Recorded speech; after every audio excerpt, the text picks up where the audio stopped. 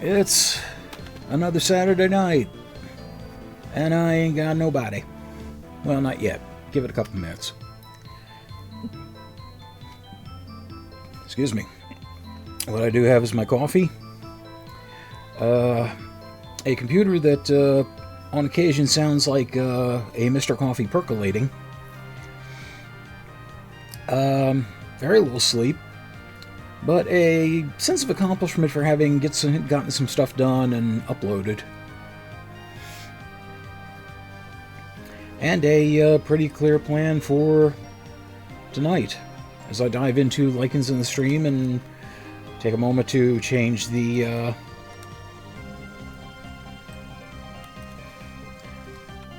setup here. What I also have outside are high winds and somebody out there hot rodding back and forth.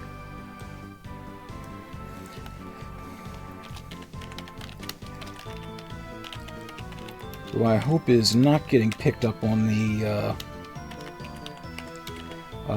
mic.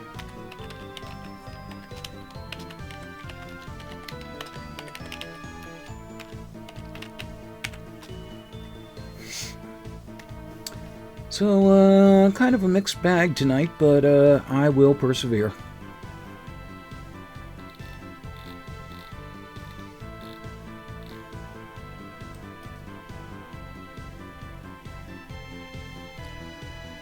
There we go. Now we're accurate.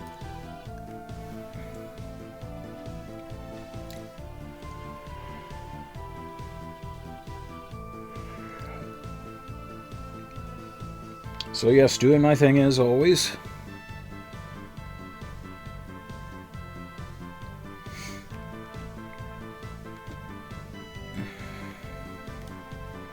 Come join me, won't you?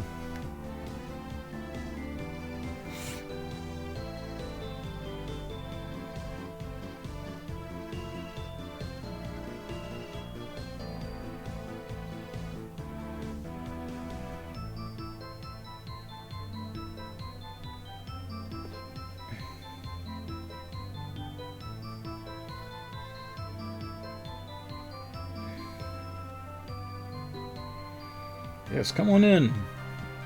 Join me, it's a party. Got all kinds of beer.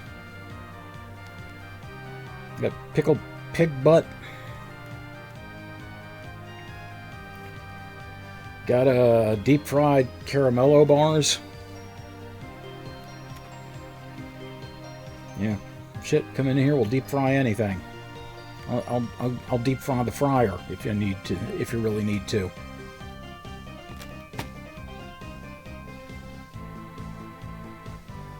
I will deep fry anything you bring me. I'm not talking air fryer either. I will immerse it in oil. I will just soak it in good old American grease fat. That's good eating. That's a good stick to your ribs and inside your arteries kind of meal.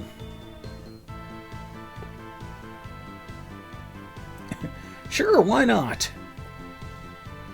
I will have to get one of those larger oil drums, but I think I can make it work.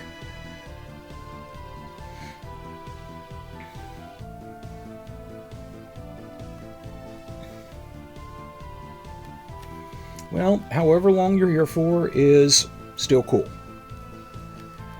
I do hope everything is going reasonably okay for you. Sounds like you're having a rough day. I hope things go on the uptick for you soon. I think it's out to get all of us, kitten. I really do.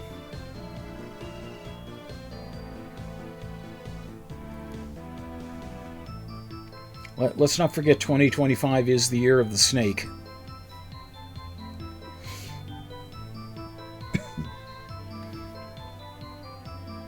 And I'm feeling the squeeze and I'm feeling the venom. And I'm feeling like spiritually DDT'd.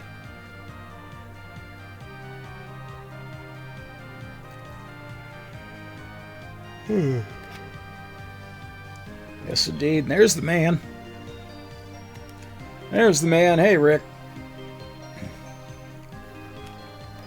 Kitten!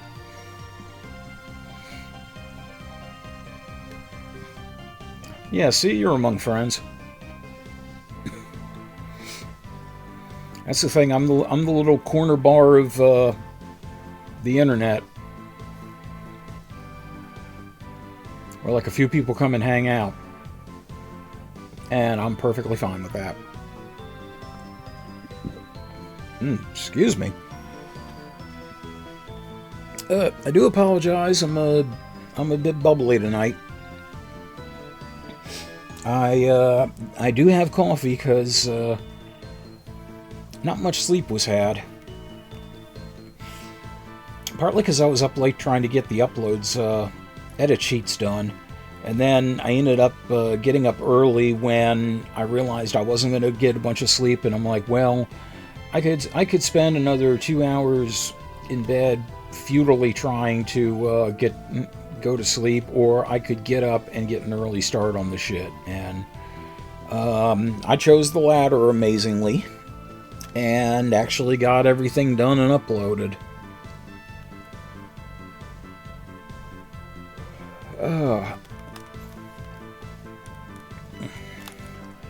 Who needs sleep? Well, you're never going to get it. Who needs sleep? Tell me, what's that for? Who needs sleep? Well, you're taking what you're getting. This guy's been awake since the Second World War. Bare naked ladies for you. Or as Warren Zevon so eloquently put it, I'll sleep when I'm dead.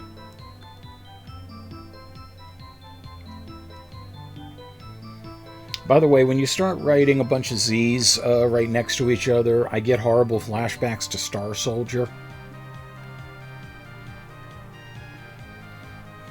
And I already cut that promo.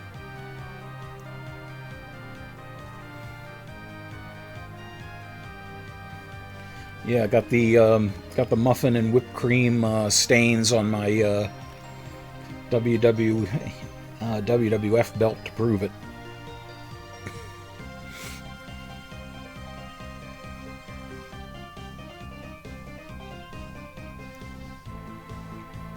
Okay, wait a couple more minutes here.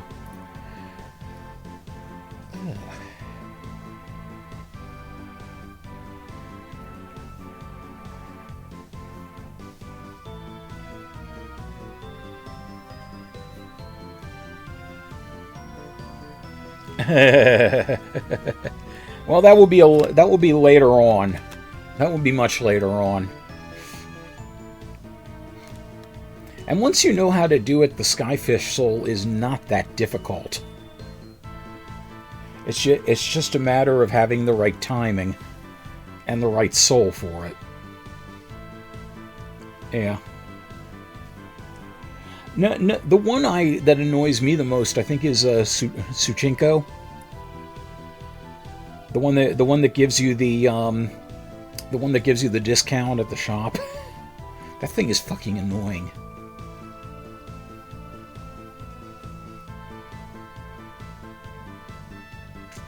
See, if nothing else, at least Skyfish shows up in 2 separate areas.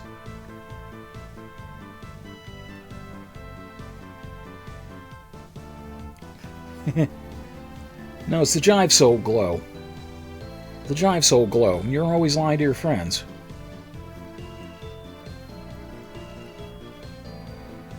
I think you're thinking of the one on the Soul Train. Now, there are, I think, 2 places where that shows up in the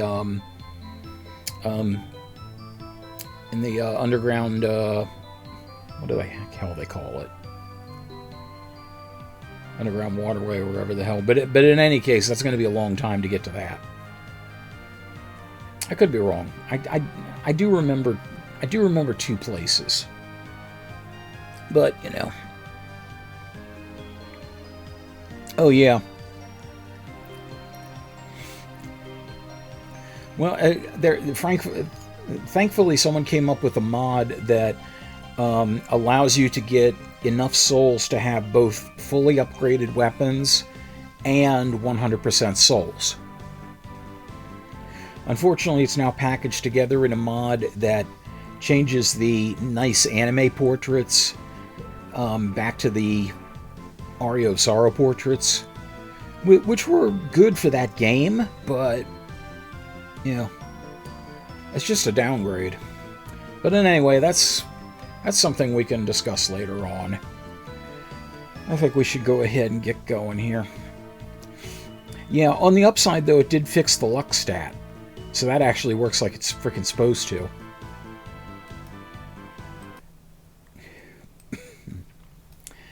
But that's a game for another game.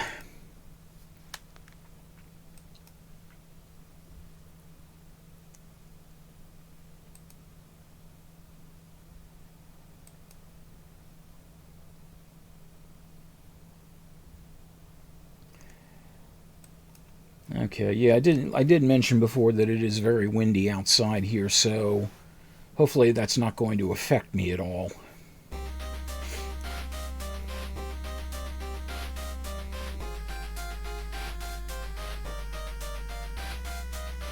Okay, there we go.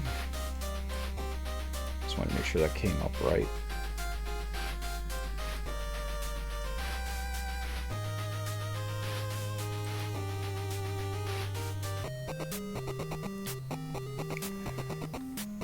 Okay.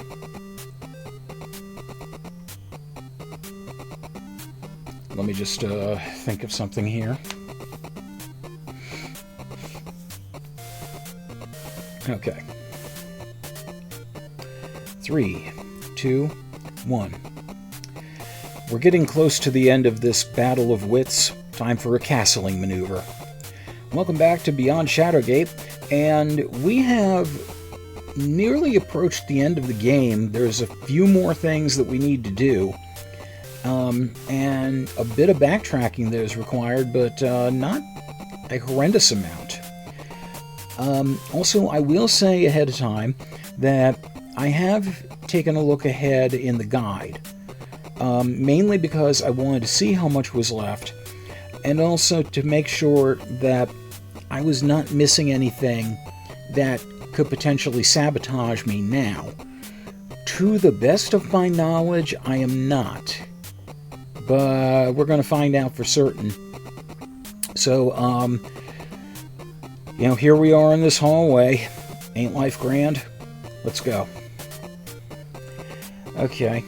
Haven't talked to Odin in a while. Let's see what he has to say. The prison beneath Shadowgate requires a unique key, a most unusual gem. It will require the magic of the One to forge. Okay, so yeah, we have, I think, 2 of the 3 things we need.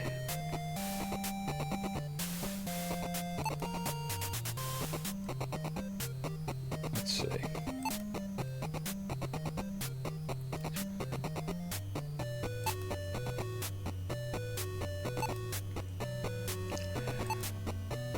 Okay, no, I am actually missing something.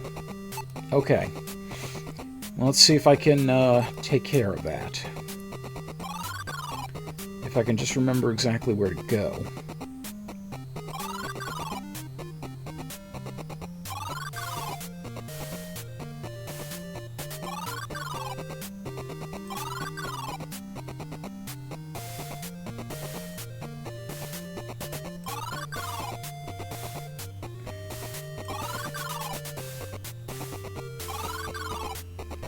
Clearly I can't. Okay, well, I'm going to stumble around here until I find it.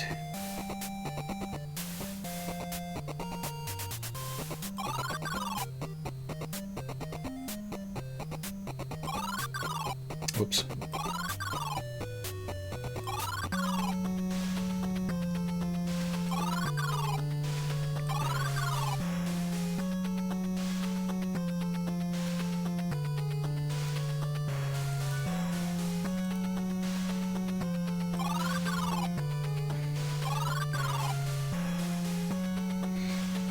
Let's see.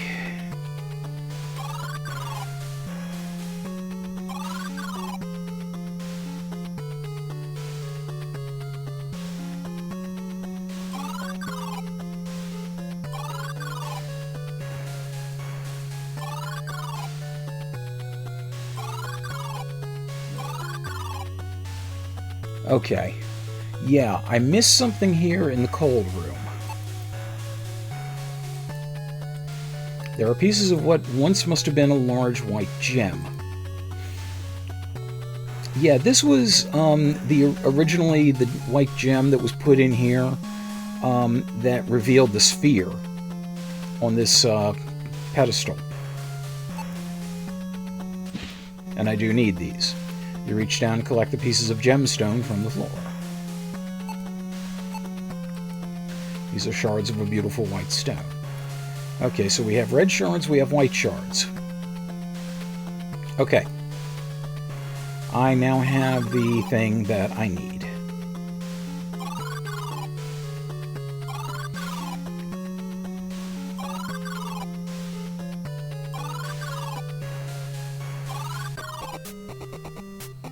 Okay, so with this here, I am now going to be using that fairy stone.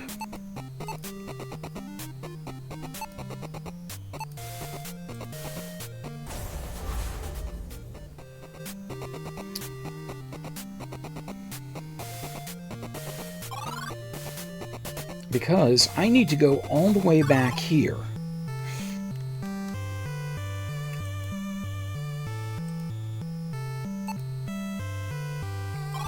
There are a couple of things I need to do in town. And by the way, I actually want to point out something. The reason I was so suspicious of this fountain, this is actually a callback to the original Shadowgate, where you had to get the flute from atop the fountain, but the fountain water was actually acid. So in order to get the flute, you had to get a gauntlet, put it on, and use that to retrieve the flute. And obviously, if you drank the fountain water, you died. So that's a callback to that. There are actually a few subtle things here all over the place in various parts of this game that resemble pieces of the old Shadowgate game that are not used exactly the same way anymore. So this happened to be one of them. Let's see, so what I want to do is move here into the temple. I'm going to speak to Jer. You tell Jer of the events of your perilous journey and ask for his help, expressing your fear that you can't do it alone. He thinks quietly, then says, I was no one, not even a good soldier, when Lycan sent me alone to Shadowgate. Know that I do not meet you by chance. I command you, be strong. Trust that your will and wit will see you prevail. Okay, so there's more to what we have to do with Jer here than just that.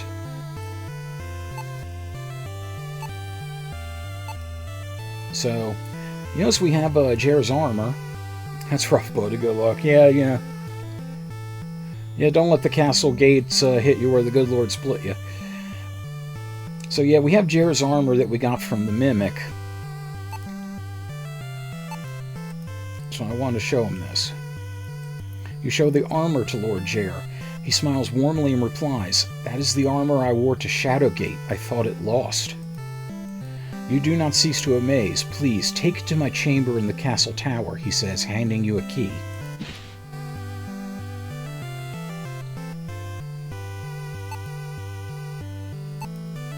This metal key is a silver luster. It is stamped with a bed on one side and the words Tower Chamber on the other. Now, there is one other thing that I want to show him. And yes, like I said, I read ahead, so I know about this.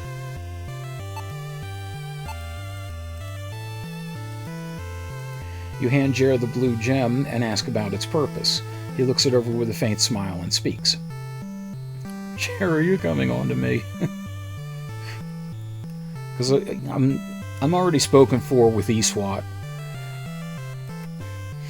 Lycan said there were 4 gems, yet for safety only 3 existed, as the 4th was a key to a long-buried cell. I won't tell if you won't, kitten. I never found a cell deep in Castle Shadowgate. I ran into a lockless door and had to float down a well instead, he laughs. Yep, the big coin would let you get down the well to the river Styx to proceed. Jared pauses for a moment. Only 3 existed, he mumbles. Del, I permit you to ask the blacksmith to shatter this gem. It is time for you to build something new. I trust you'll find a way. Godspeed, he says with a smile. Just out of curiosity, I want to see if he has anything to say about a couple of other things here.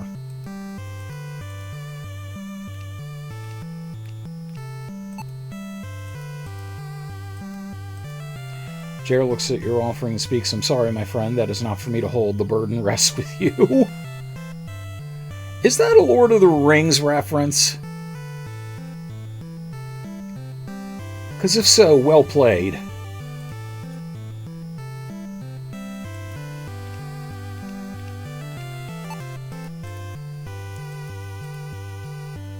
Nope. Same thing.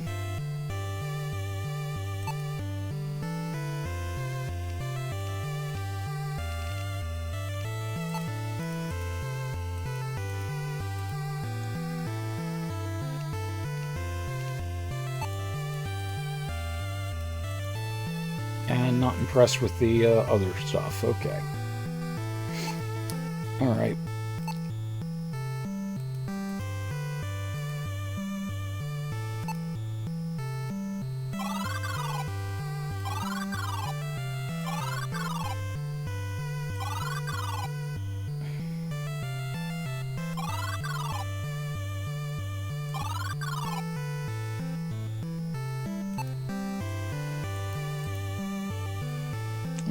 Finling, is there something I can do? Oh. Is there something I can break? Just give me something to break. How about your fucking face? Can you crush this, you ask, handing the blue gem to the burly blacksmith. Oh, can I? Muscles macho. Fuck yes. He ponders your question for a moment and says, I think I have just the thing. My manly strength.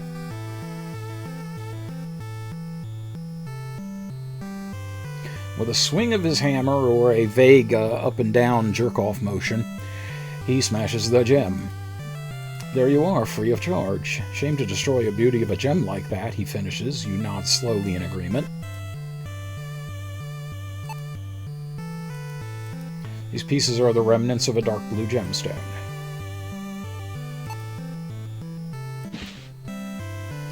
Reach out and gather the shattered fragments of the gem. You hope they will serve a good purpose.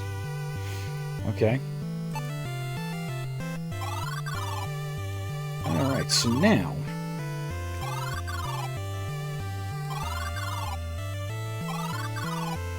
we need to head into the royal castle. Now that we can finally get into the tower.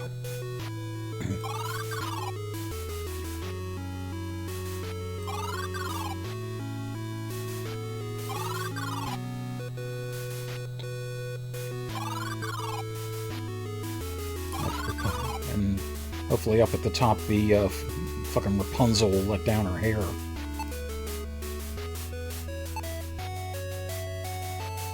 Let's see if there's anything special about the door, just for yucks.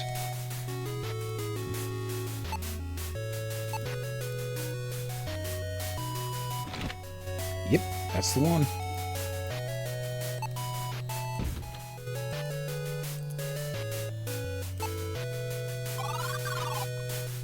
Chair's room. And there are so many souvenirs of the journey here. Let's take a look at all this. This is an ancient gnome warhammer. It appears surprisingly unused. That was what was used to shatter the mirror that led to the open door, or led to the steel door, rather. You see a helmet usually worn by hobgoblins. You note the top was singed. Yeah, both of these things were in the dragon room. The helmet was not used for anything, though. It is a heavy shield with a few dents. The metal shows signs of exposure to extreme heat. And you grab that first, or otherwise you got toasted. is a pile of ancient-looking leather-bound parchments. You recognize the symbol of the Circle of 12 on this gauntlet made of silver plate. I presume that's the gauntlet that he wore to get the flute from the fountain. It's a fucking torch. It is an oil-soaked rag wrapped around a stick to make a simple torch. You don't know why, but it makes you feel safer. This must be the guest room of the High Lord of the Westland, Jarl Cuthgar. Or Yerkarthgar. I'm playing too much Skyrim recently, I misread that.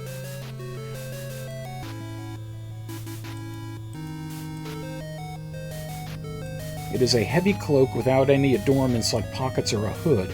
It looks unbecoming, not to mention unfashionable, but very important when you wanted to cross the bridge with the hot coals underneath it. This horn looks to be forged of flawless platinum. You wonder how it sounds. Discordant, but good enough to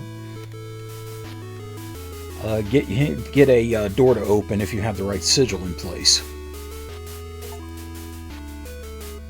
Memory Lane examined everything in Jer's room. The glasses look used as if they've been worn for a very long time. Trying them on does not improve your vision. But you needed these to read the texts in the library. It's a glass case containing a stand for armor. The glass door is closed but unlocked.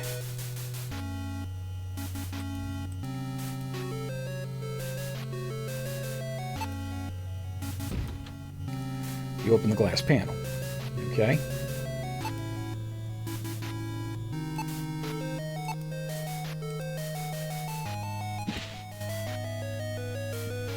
Stylish. You gently place Lord Jer's armor on the stand.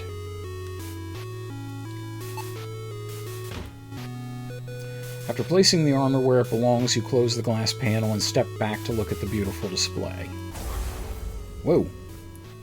To your surprise, the case lifts into the ceiling, exposing a hidden compartment containing a tall wooden staff.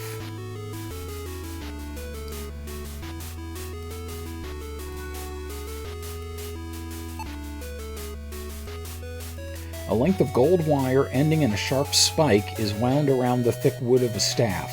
A silver orb rests upon the top. This must be the legendary Staff of Ages!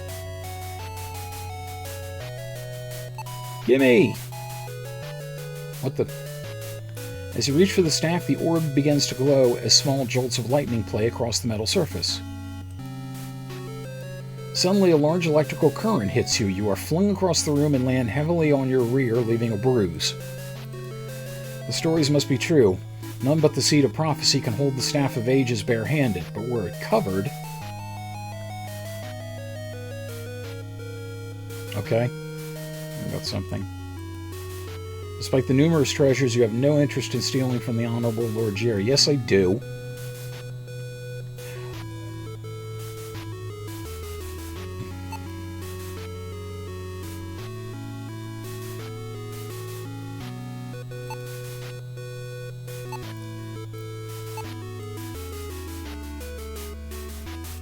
The item is useless here. Nope. Oh, don't tell me. Oh, for fuck's sake. You drape the empty sack over the Staff of Ages, making sure you do not touch the powerful relic. Are you fucking kidding me? Okay, I just want to point out something. So this came from... If I remember right, this came from the Uninvited house. And like slicing open the sack of flour was something like that wasn't immediately apparent. So if I had forgotten to do that back then, how screwed would I be right now?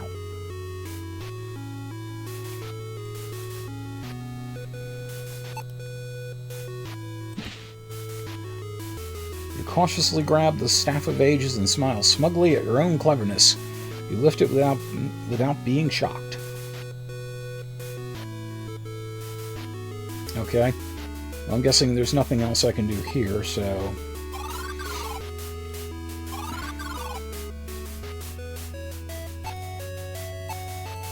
It is the Staff of Ages, the legendary weapon used by Lord Jared to vanquish the Warlock Lord all these years ago.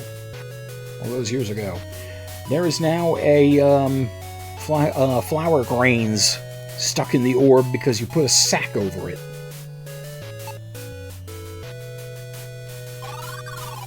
Sakatumi, Sakatumi. Best viewers on stream.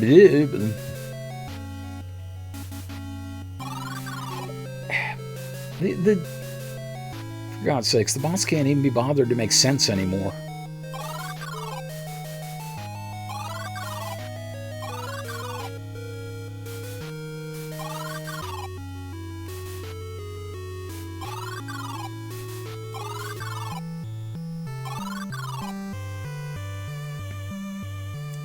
The Castle Gate of not Shadowgate. Alright, we got what we need here.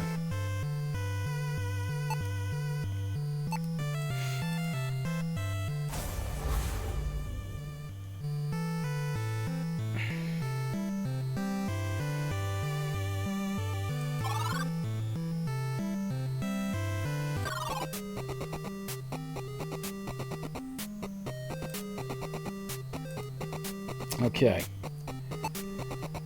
So let's see. We need to... I don't remember if I need to be here. No, I think I need to be at the circle. Or do I?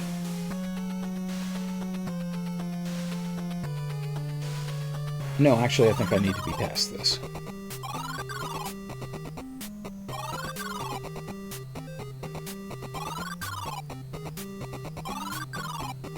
Okay, yes, it's the old chapel where I need to be. Okay, so I'll take a look at something here. It is a mold that is slightly larger than your fist. The shape is similar to holes you saw in walls throughout Shadowgate. Okay, yeah, this is the right place. You can tell from what's left of this statue that it was built from the same stone as the one you saw in Gwynenthal. Okay. So I got 2 things that are needed for this. Actually, a total of 5.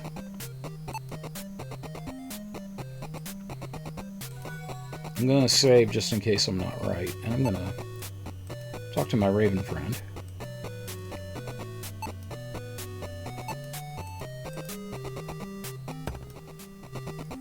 Drop a handful of gem shards into the mold.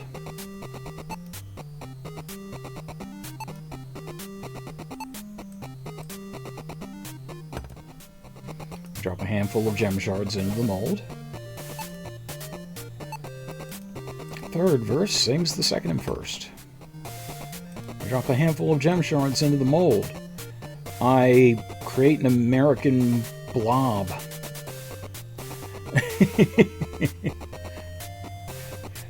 Yeah, the only thing it's missing is the stupid pun.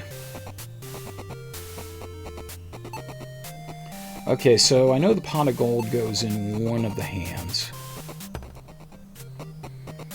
Gently place the pot of gold in the statue's left hand. It bothers you profoundly to relinquish such a treasure.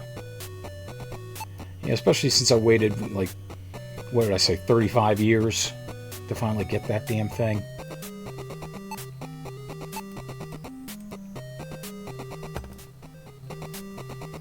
You lift the cast iron lightning rod and gently place it in the statue's right hand.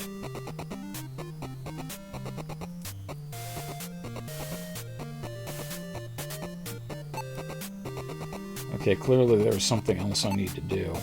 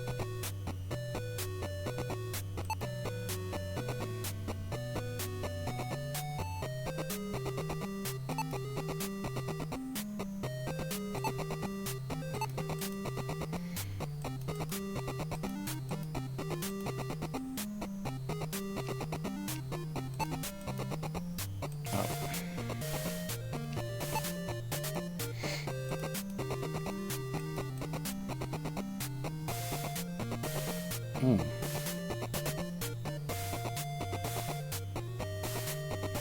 Nice, Rick, and that's perfectly fine, kitten. Just you know, aim. Yeah. I don't want to be on the receiving end of that. I'm not going to do anything to prompt it.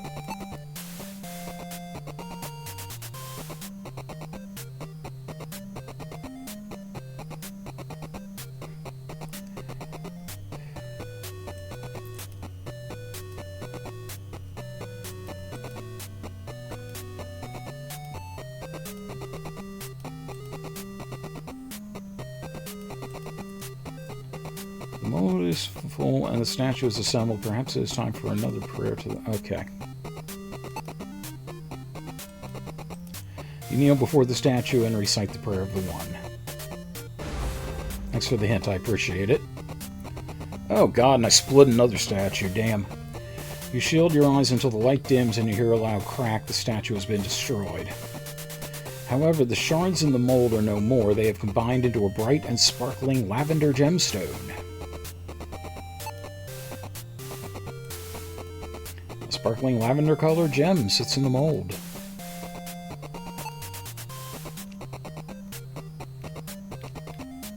Oh, it works out here too. Nice. Take the gem. Collecting fine gems happens to be one of your favorite pastimes. It's a beautiful lavender gem cast in the shape of the shallow holes you've seen throughout the castle. Okay. Well, that's perfect.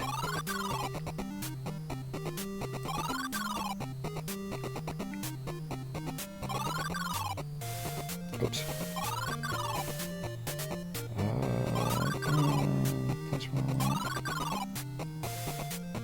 Okay, no, I already... matey. Yeah, okay, so I'm good there.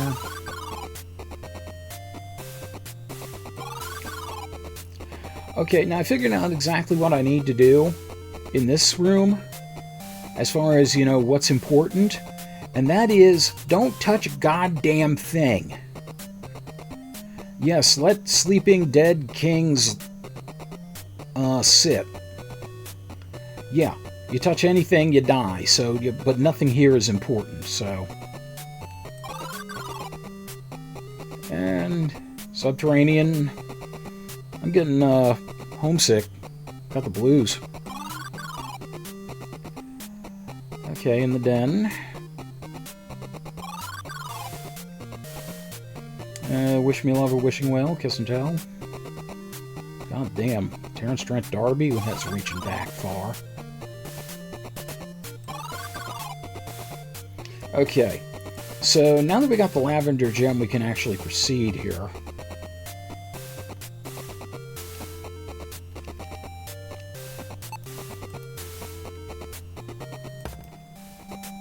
You recognize the familiar shape and place the gem into the hole. It fits neatly and into the slot. The bars blocking the doorway slide away. I'll read this sign again. You look at the plaque. It seems to be a set of instructions to the wardens of a powerful prisoner. Be warned, sealed beyond is the rogue druid, bound by runes etched onto his prison until the end of all time. Be wary of the druid and do not speak with him. He is powerful and cunning beyond measure. Should the runes fail, he will escape and bring untold ruin to the world. Unlock this armory and withdraw a celestial stone. Be prepared to fight. Do not falter. Lakmir.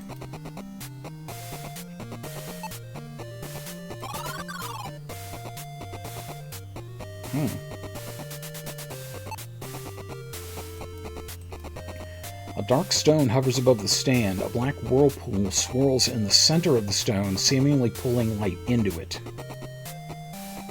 Huh.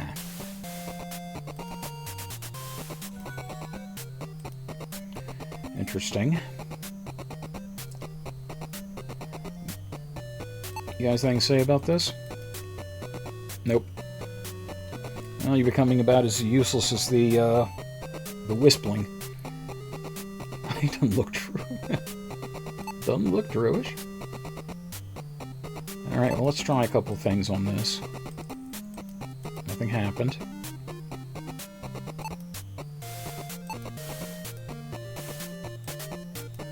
Nope.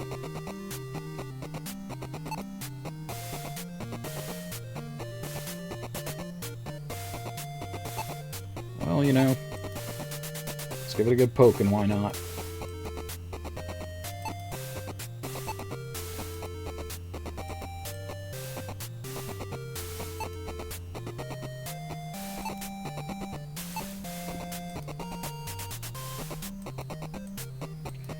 Nope.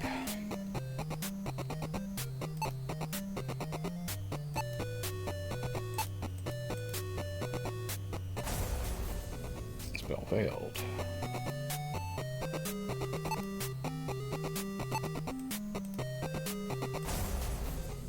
Spell failed.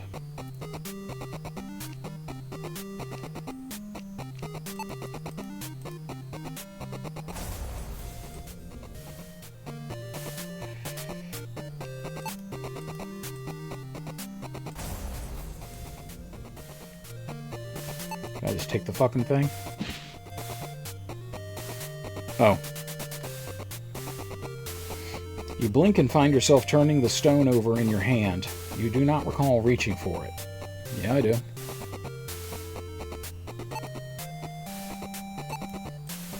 The stone reminds you of a starless sky. The sense of holding a dead void in your hand disturbs you greatly.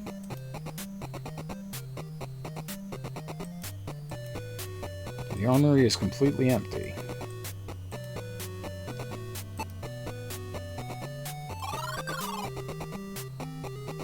Okay.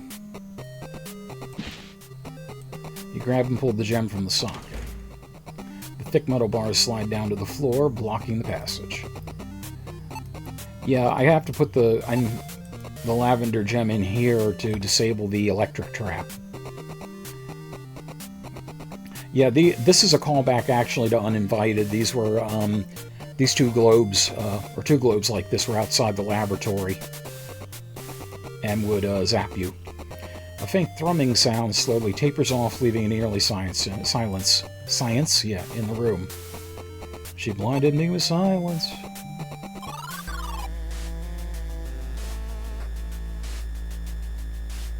Well, don't this sound ominous? These stones are supported by mere branches and nothing more. Cold air flows down the steps, making you shiver. The malevolent atmosphere of the cave seems to originate from the pillar ahead.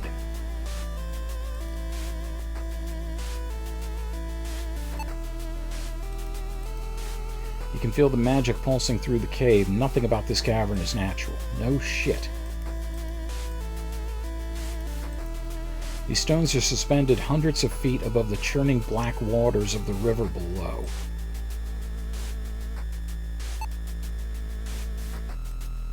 So these are the caverns where Talamar summoned the behemoth. Onward, Del, let us see what awaits.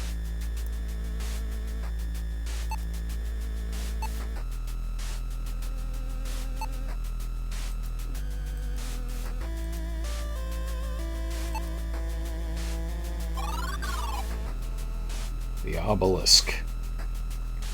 You've heard tales of pillars of warding, which are described much as this obelisk looks. Only prisoners with powerful magical abilities are bound in these cells, and this prison failed to hold its prisoner. Oh dear. A faint power resonates from the rune on the obelisk. Despite the damage, the rune must be why the stone remains standing. A deep gash in the rock split one of the runes right in two. You shudder to think of the power that produced the cut. It looks like a robot or Gumby. It does look a little bit like, what was it, Robbie from Forbidden Planet? I think that was his name. I could be wrong about that. A cold chill rises from the strange runes scratched onto the stone. What remains of this tree bears the mark of a flash of searing heat.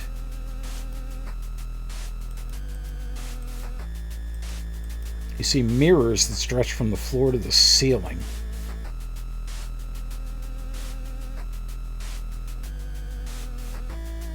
I wonder. Nope.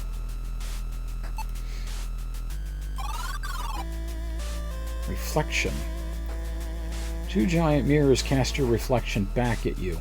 In them you see a fenling, smaller and more exhausted than ever before. What the? Suddenly a figure appears that is not your own. An old man in a flowing robe with a long gray beard stares daggers at you. A voice that sounds as if it has reached across countless eons booms from the mirrors, shaking the entire room. Foul being, hellspawn, I have watched you defile this land for too long. Here you shall fall, he shouts. Wait, what? More fiendish illusions, you think, staring at the visage of the great Lakmir the Timeless. As you touch the closed door, it feels as if your hand is slowing down. You notice a hole in the center of the palm engraving. You read the inscription, only the might of time itself may open this passage.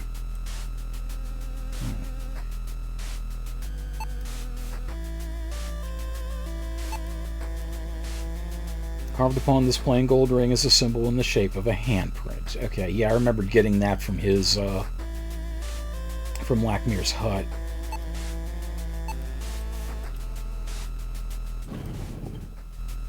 You place the ring into the slot in the stone. Like magic, the door rises into the air, granting you passage.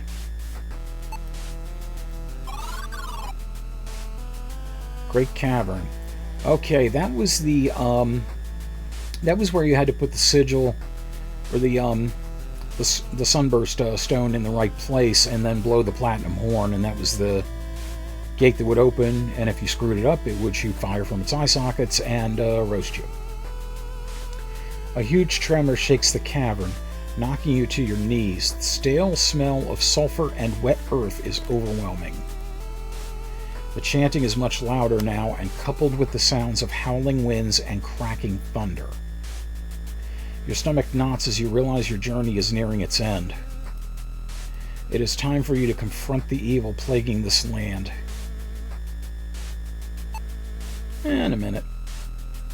Rows of unlit braziers stand like sentinels on both sides of the stone walkway. The stone altar lies ahead. This is it. A stone skull has been carved from solid rock. At some 50 hands tall, the warning for would-be intruders is clear.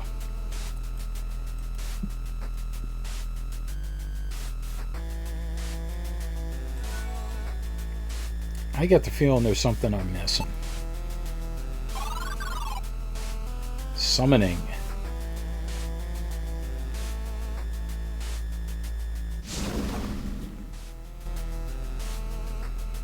You climb the stone stairs and witness the horrifying scene within the cavern. Hellfire crawls across every surface and flames leap through the air. A lone figure hovers before a magic portal. Lord Talamar, follow the voice of your servant. Return from purgatory and retake this world as your own, Belazar says. See, I end up hissing his name, too, when I try to do sibilance. Your staff is ready, master. Come forth. His request made, Belazar returns his focus to completing the spell.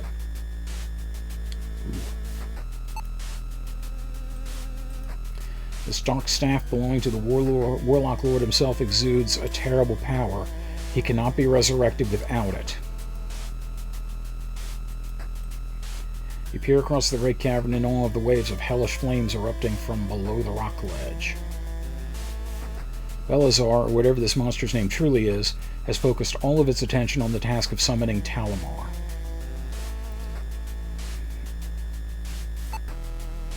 I wonder if I can pull the old Tennessee shim-sham on him. With Belazar distracted, you creep towards the staff and manage to steal it without him noticing.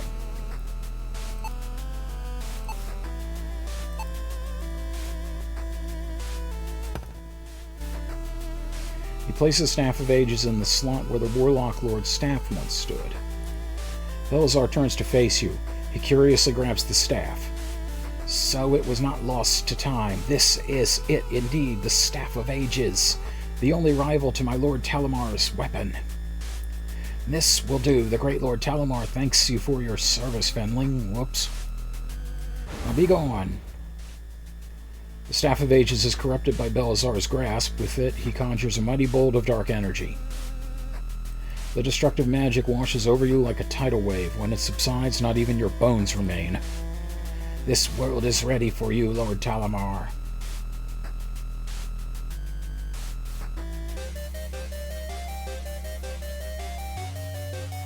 Oh shit, was that just the end of it?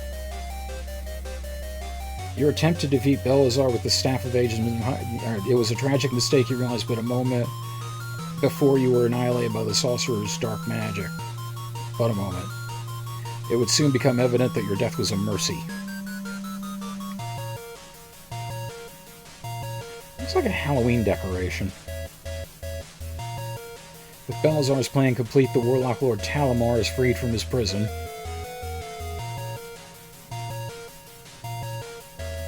Armies fall and cities burn as this corruption spreads across the land. Well, dickums. Your friends, your loved ones, no one survives his malice. Count Torlin plunges into an era of darkness. Talamar's long-awaited plan to subjugate the world is complete, thanks to you. Would it help if I said I'm sorry? Foolish gambit.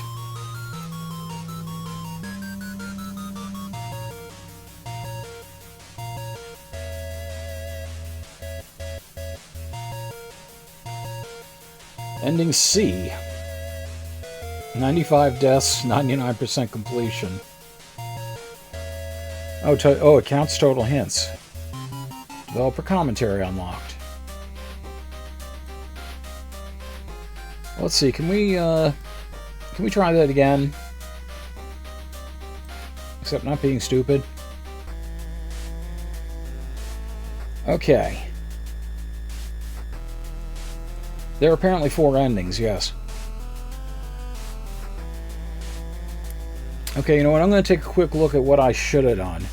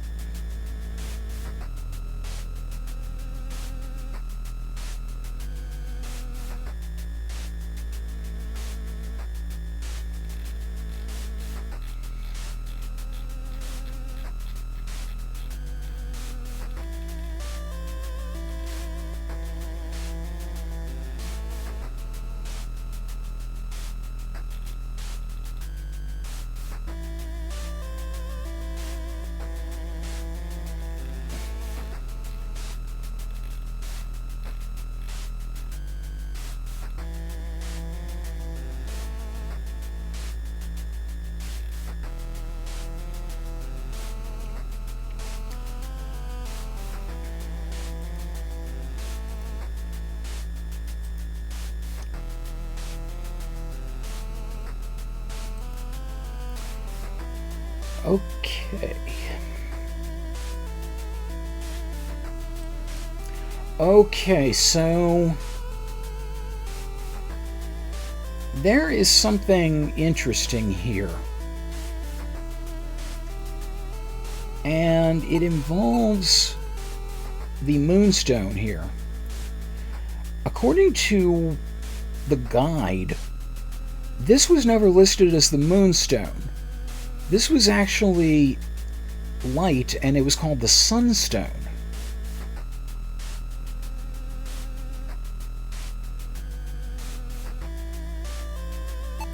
And it's supposed to be used with the Staff of Ages.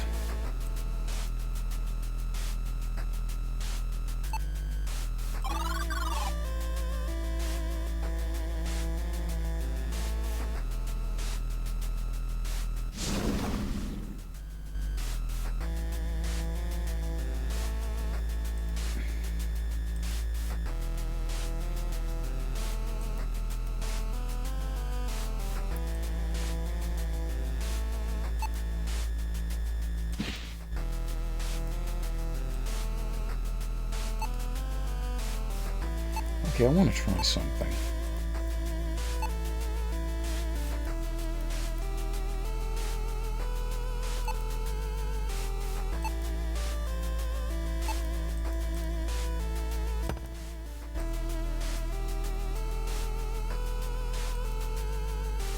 And ship. Okay,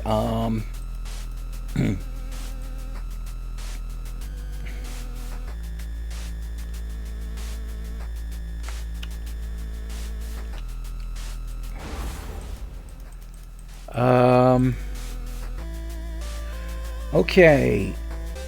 I don't know how to make that anything other than the Moonstone. It's supposed to merge with the Staff of Ages, but it's saying that's as the Sunstone. So I may have... This may be the only ending I could get.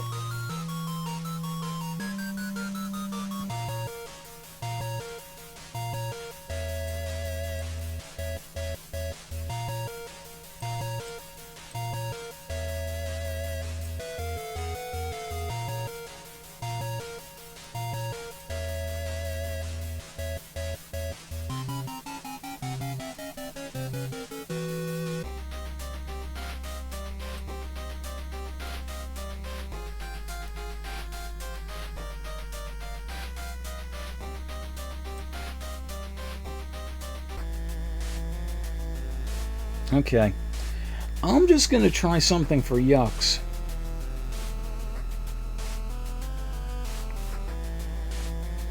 I'm just going to leave no staff in there.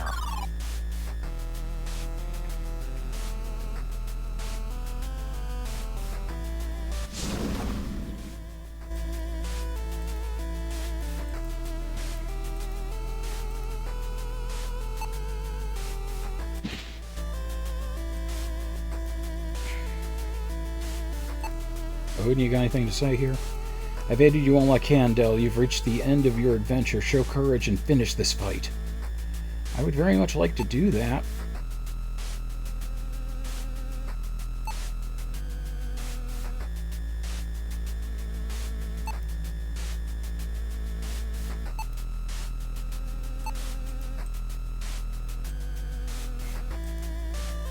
You sneak closer to Belazar, hoping to surprise him. Sadly, he senses your presence and turns to face you. Why did I have to sneak closer if I was shooting him with a goddamn crossbow? Belazar's hands rise above his head as he conjures a spell. Before he can run, 2 magic beams strike your torso.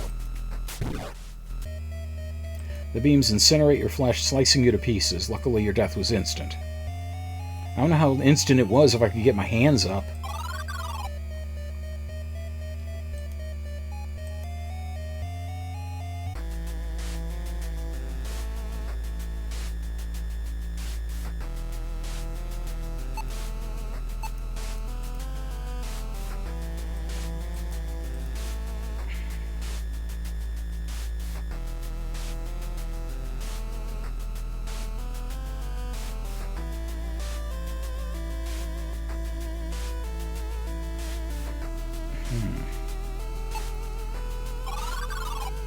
I'll check back in a couple of places. Maybe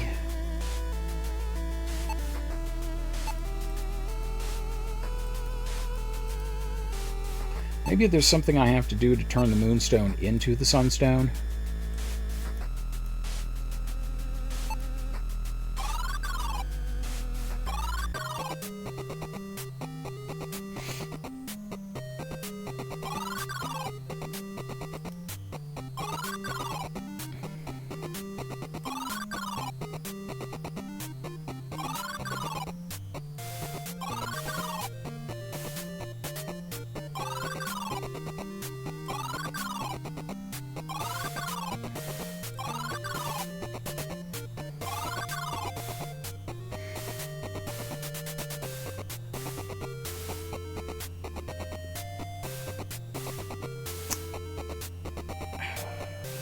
I'm just thinking back to what I read, and I can't recall anything.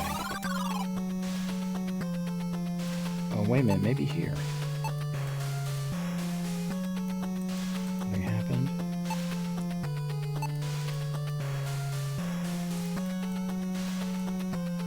Oh, you all are a bunch of useless fucks.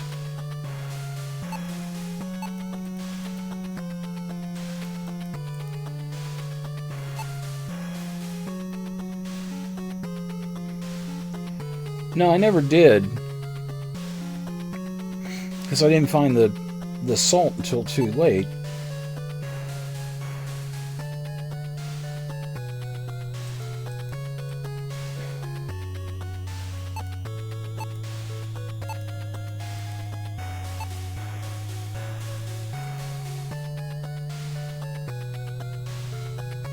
Oh, really? So because I didn't do that, I'm locked out? I can't get the sunstone at all? So this is the only ending, huh?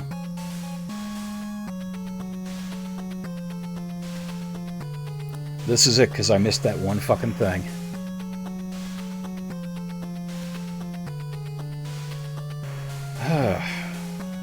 Welp. Well then, well, I guess that'd be it then.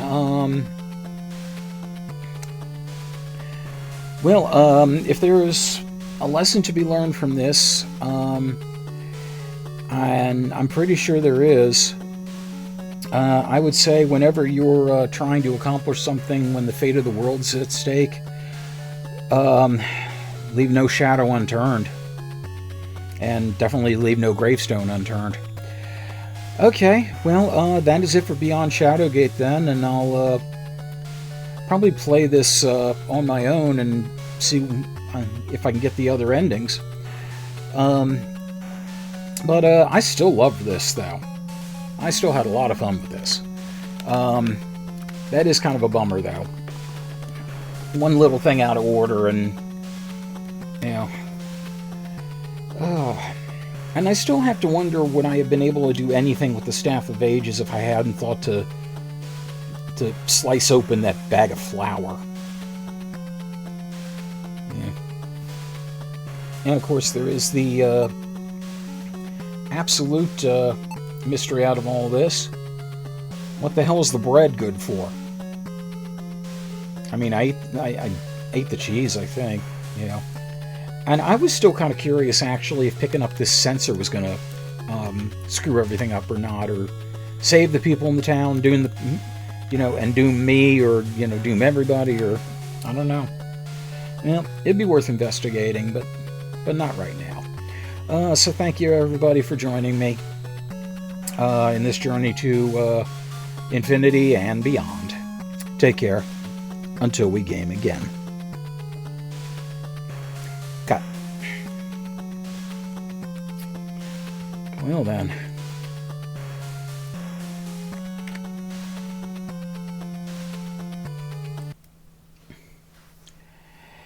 Well, that was, yeah.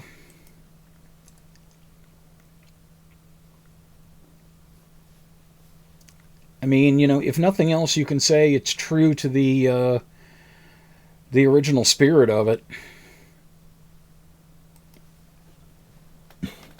Although, honestly, out of the 3 games on the NES, the only one that screwed you that bad was Uninvited. You know, Shadowgate and Deja Vu were a little more kind. Of course, if we were playing on the Mac and it had that time limit, then, you know. Yeah. Alright.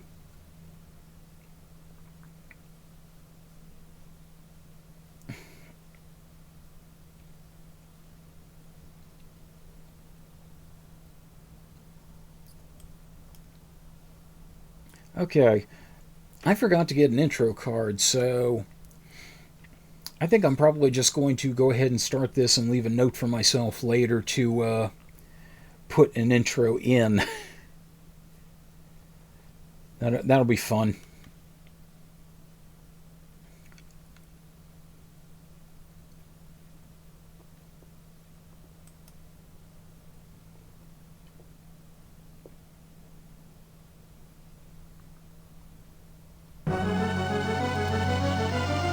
Get on the right thing, dummy.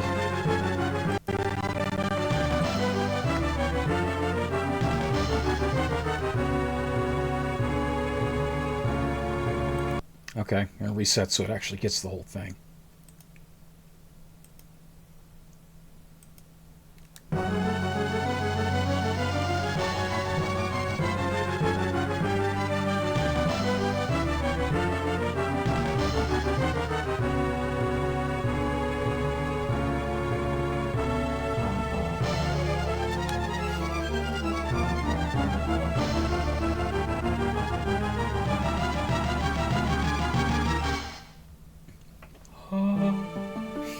The year is 2035, Japan. Crowds of spectators are gathering around in anticipation of the first full solar eclipse of the 21st century. My name is Soma Cruz, and I am a high school exchange student studying abroad in Japan. I live near the Hakuba Shrine, an ancient shrine with strong ties to Japanese mythology. Mina Hakuba, the only daughter of the shrine's caretaker, is both my classmate and my childhood friend. I started making my way to the shrine to see the solar eclipse with Mina, but for some reason the stairway leading up to the shrine felt longer than usual, as if something was trying to keep us from our destination. When I finally managed to get through the shrine gate and my senses began to dim, the pitch-black sun is holding chaotic darkness together, trying to rouse a sleeping soul as if looking for its missing other half.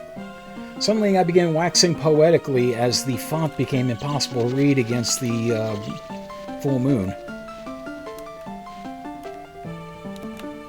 Oh yeah, there's so much beautiful music here.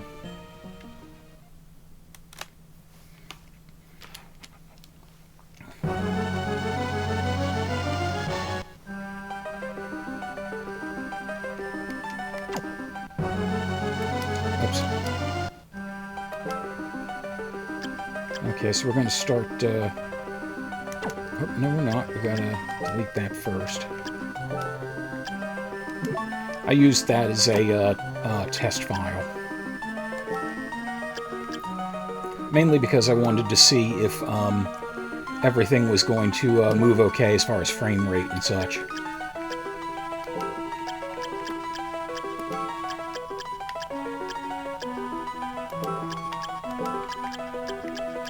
Stared straight into it, and it was all downhill from there.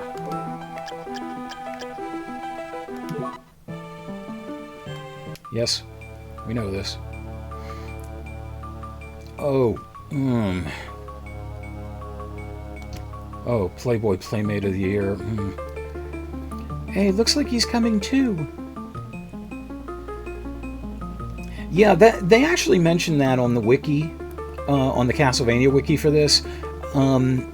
Yeah, there was apparently one in the very early part of the 21st century, and then there was the one that happened last year, and then there was this one.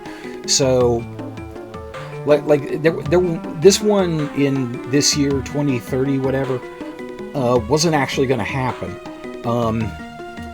They, for some reason, used that year instead of last year when an actual solar eclipse happened. Don't ask me to explain it. Where am I? Whoa, what happened? Whoa! I turned into Keanu Reeves. So you've decided to join us. Did you have a pleasant nap? Okay, well, everything I've said is wrong then. Huh? Who the heck are you? It's okay, Soma. His name is Genya Arikado. Skip the introductions. I have a few questions and I need answers now. Go ahead. Why have you come here? Why? Well, Mina and I... Hang on, where are we? We're in Dracula's castle. Huh? Dracula's castle? Are you telling me we are in Europe? No, we are inside the solar eclipse. Inside the eclipse? You're insane. Do you think I'm a fool? Someone listen to him. He's telling you the truth. I'm the girl on the Little Debbie box. What the heck are you talking about? Give me an explanation. Well, it's like this. Huh? An enemy. Convenient. An enemy. Many of them. Damn, protect the girl! Yeah!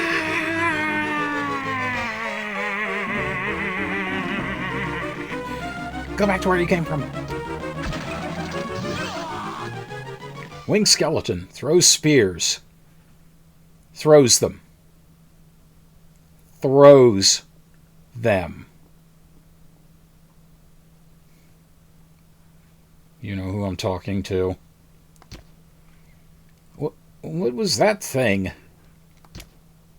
So it has awakened. What has? The spirit of the creature you killed has just entered your body. You have the power to absorb the abilities of the monsters you kill. Why? Why would I have that power? You have gained the power. Now you must go to the Master's chamber, where they gather for the feast. You must stab it with their steely knives, but you will not kill the beast. For what reason? Do you not wish to return with your friend to your own world? Yes, yes, yes. Of course I want to go back. Go to the Master's chamber, then you will understand everything. And next thing you remember, you'll be running for the door. But I can't just leave Mina here like this. No need to worry about her. I'll put up a protective barrier. But death will most certainly find those who stay here too long. Then I... Yes, only you can save her from a painful death. Also, only you can prevent forest fires. Literally, only you, because they fired everyone else. Hey, Aqua. Yes, you did. And it was a screwed-up conclusion because, apparently, if you don't properly exercise the Phantom earlier, you can't get the right gem to save the world. So, yeah, everything's doomed. I'm going to explore the endings on my own at some point later, but probably not on stream, because it's going to require going through the whole game again. Anyway, we're on to Castlevania Aria of Sorrow now. And you, what will you do? I, too, have things I must do within these castle walls. Go, set forth. Both your own life and hers are at stake. And we are in control, Soma. Fred. Go, set forth, both your own life... Didn't I just say this?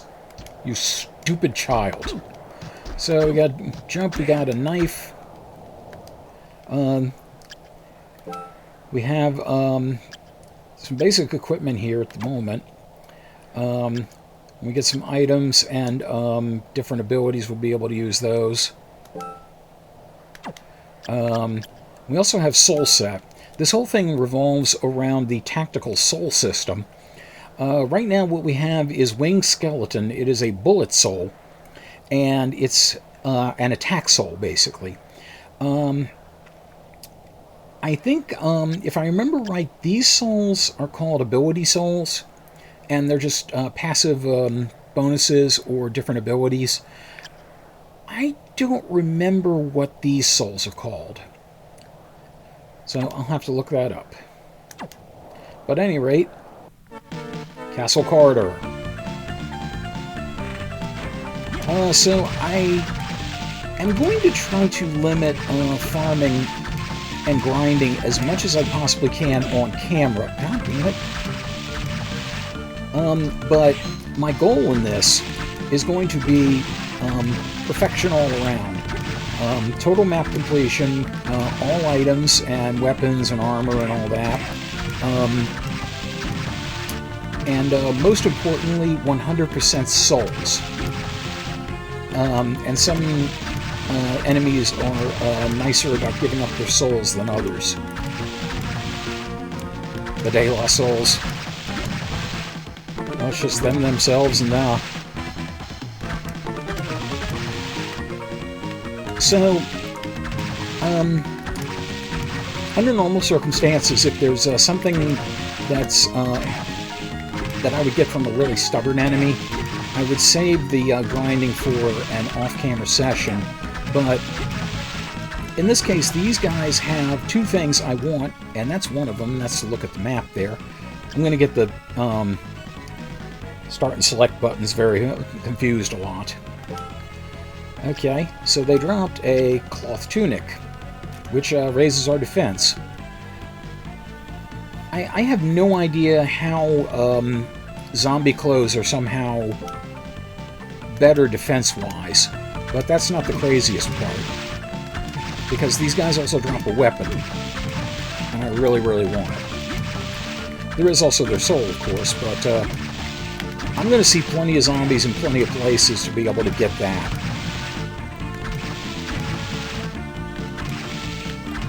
And they're sold as one of the passive ones that doesn't really help all that much.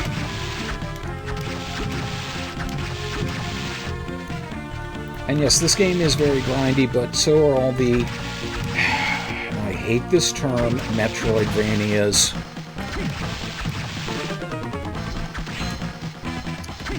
I will never like that term. That is the only time you'll ever hear me say that term. There's already been a perfectly good term for this kind of game used all the way back in the days of the original Metroid, and that was called adventure. So you could even call this an action-adventure game, but, you know, here's the thing. If you're going to call this game and games like it a Metroidvania, then I want every Metroid that came out after Symphony of the Night to be called a Castle-troid. It's only fair. Alright, rant off.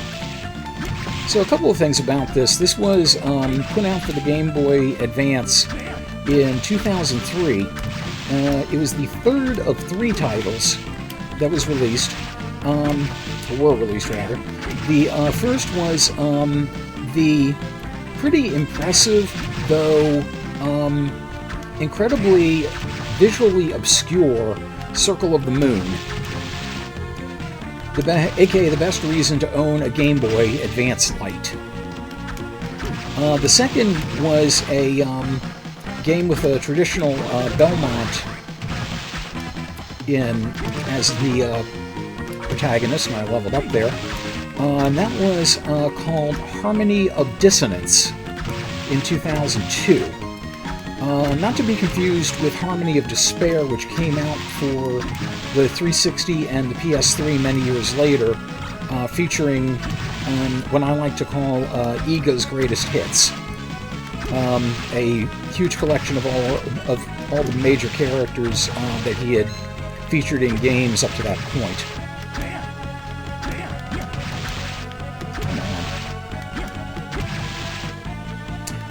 Iga, by the way, is shorthand for Koji Igarashi, the man who had been working on Castlevanias from Symphony of the Night all the way up to, let's see, his last one was Harmony of Despair, actually.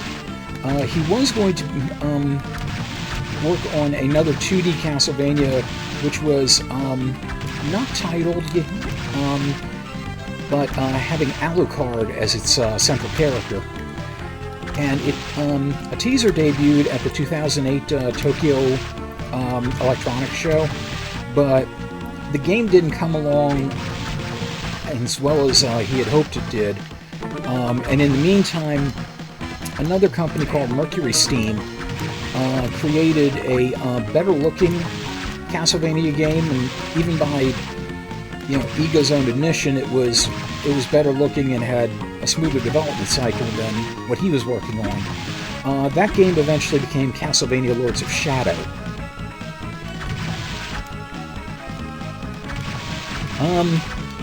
Yeah, there was actually something planned for a solo game with Julius, but it never saw the light of day. In fact, Iga himself said it was basically very tentative. But unfortunately, after Igarashi's project with Alucard was shelved in favor of Lords of Shadow, he stopped pitching ideas for 2D Castlevania games to Konami. Worked on a couple of other things, including a shooter called Automedius Excellent. I believe that's how it's pronounced. And eventually left him in 2014. But weep not for Iga, because yes, finally I got it, Basilard. Okay, now look at how ridiculous this is. So, the knife is 16. Nothing is 11. The Basilard is 30. The Basilard is 30. This is a zombie-carrying weapon. Yeah. Now you see why I wanted to grind for this thing so badly. There are going to be a whole bunch of things coming up that, while they offer some potential tactical advantages, they will not do nearly as much damage. Yeah, look at how much damage we're doing to the zombies now. Alright, I'll get their souls at some point, other point. But in any way, there was eventually a Kickstarter for a spiritual successor to the action-adventure Castlevanias, namely Bloodstained, Ritual of the Night. And he was actually inspired by Keiji Inafune and what he tried to do with Mighty Number 9, and was very arguably much more successful at it than Inafune-san was, sadly. Spirit work. Short sword.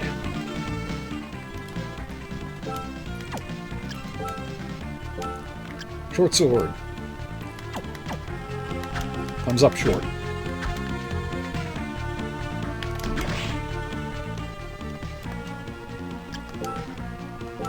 I am going to show everything off, so... And we got mermen, folks. We got mermen. And we also have a soul holder here. Gravekeeper. Backdash by pressing L. Not rewind. L. So I'm going to go over here, because there's a save room, so I can top off. I love that pose there.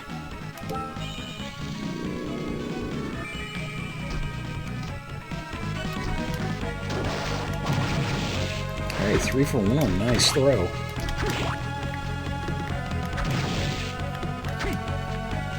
I'm glad I found the basal art, because I think the mermen might actually take 2 hits. Yeah, broken coffin on the ground. Ethel. Oh, God. Don't you start. I am going to decoy down here. Decoy. I am going to detour down here, because there's a couple of things I want. First is that. Pendant. Ordinary pendant, but it boosts luck by 1 point. Luck is very important in this game because it determines item drops and soul drops. So the more I can do with luck, the easier that's going to become. So 1 second here.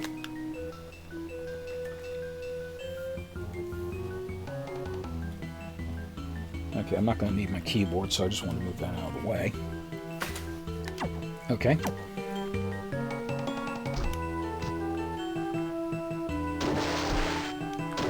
I think this was called Underground Reservoir, if I remember right. Spearfishing.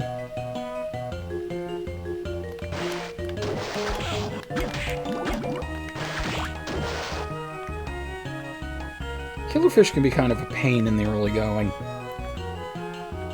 And if I do manage to get their soul, it's going to be totally useless out of the water.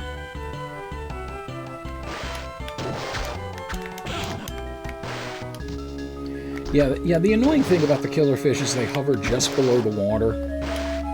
And if you don't have a certain soul, you are hovering right on it.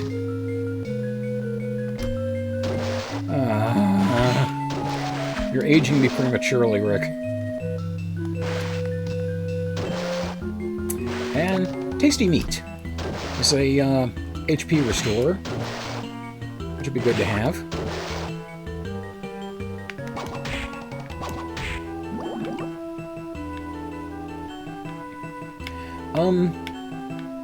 I think the killer fish have a health drop too.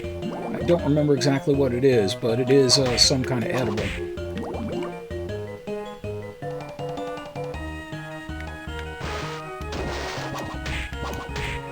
Got a little ahead of myself there. As usual with the candles in these types of games, if you are not at full MP and you break a candle, it will give you a heart to help restore your MP. If you are at full MP, it will give you a fuck you. I won't give you a fuck you.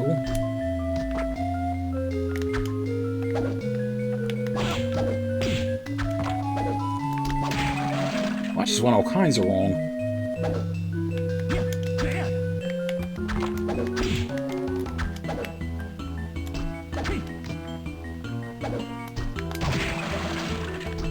wanted to see if I could coax him into throwing his head, because he makes a really funny sound when you drop him.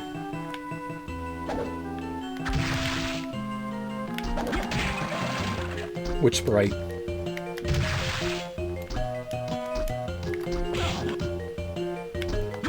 Get out of here, you little fuck. I want your soul, I really do.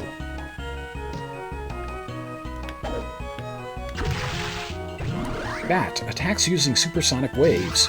And this is another bullet soul. Oh, the tasty meat, huh?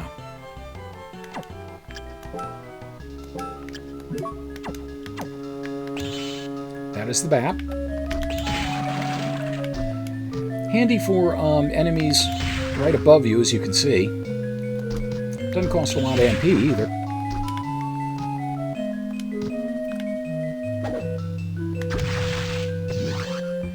Getting multiple souls in this one does not increase the soul power. In the sequel, Dawn of Sorrow, for the DS, see what they did there? It actually does.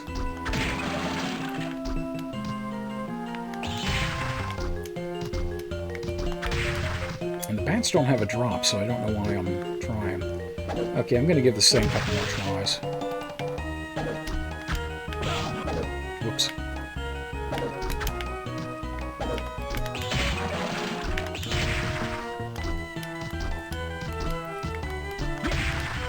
Alright, never mind.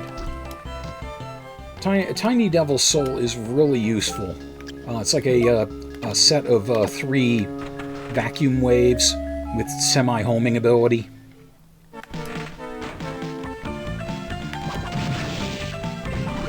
Merman fires a water pistol. Yes, I am one of the classic Universal monsters. Fear my Super Soaker.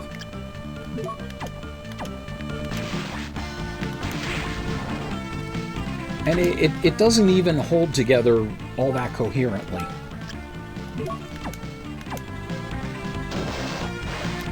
But I got it. One less soul I have to grind for later.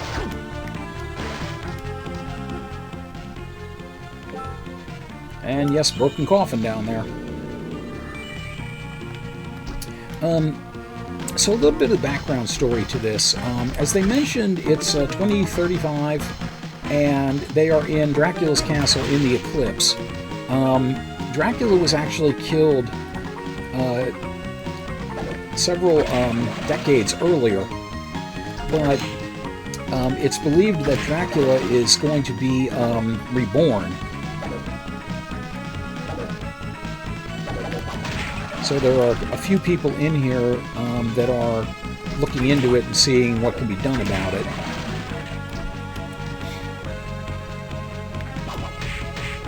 As you can see, the spear can sometimes double hit if you land it right.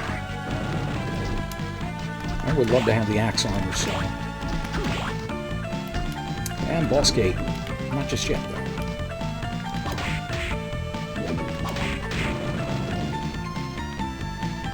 Those bats in the background can kind of trip you up if you're not ready for them. They almost look like they're right in front of you.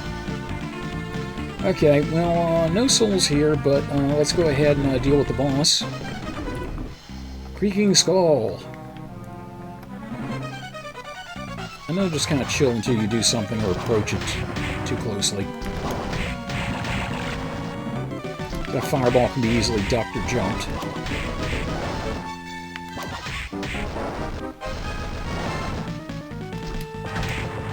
It's advisable not to get too close because then it'll do that. And it's got a deceptive range with that thing, but it goes down pretty easily. These early bosses are going to reappear later on, so they're not necessarily going to cough up their soul immediately. So we'll have another chance at it. Castle Map 1. Okay, so we got a large amount of area available to us to inspect.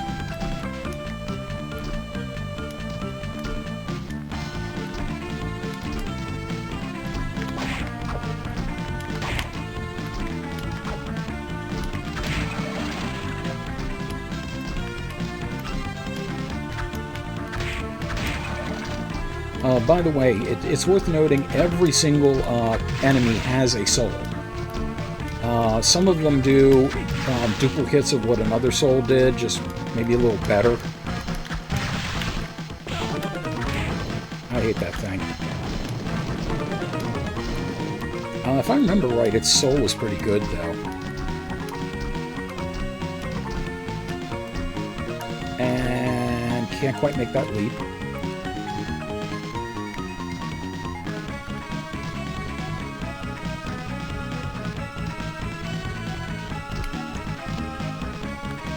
Okay, so we're going to head down.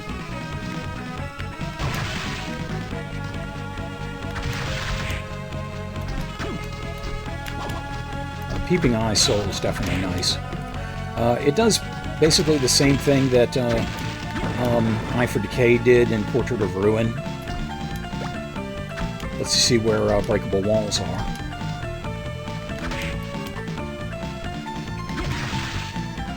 Hey, get tendrils to yourself, pal.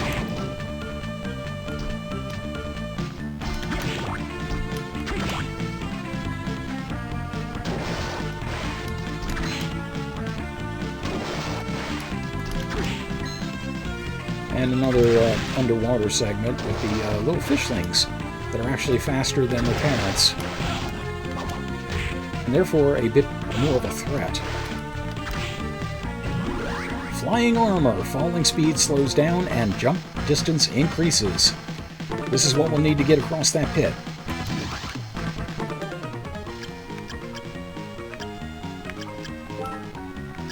So this is our first of, I think they might be called utility souls.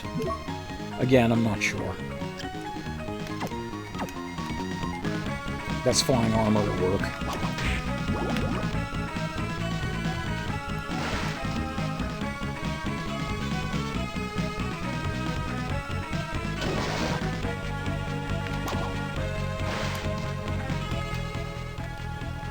Let's see, do I have a better soul to hit this?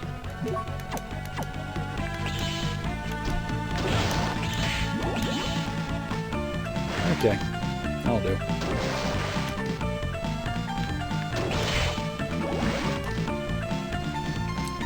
Da-da-da-da-da-da-da, batfish.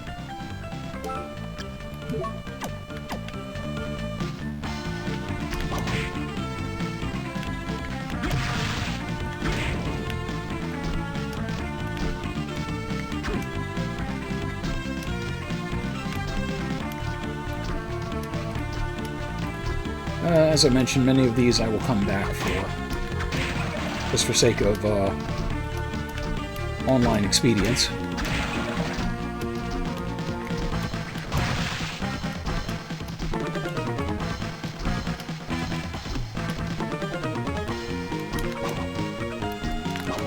There we go.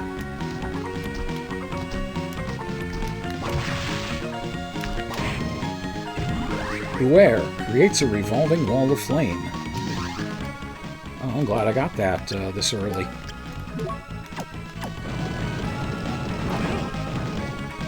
So, this will keep going as long as I choose to keep it activated, but it will drain MP as it does so.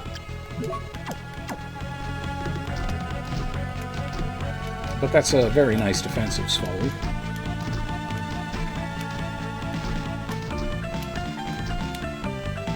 And there we are.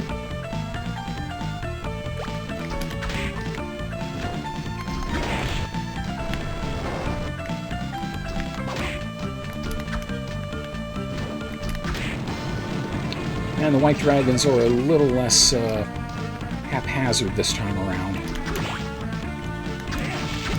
And zombie soldier.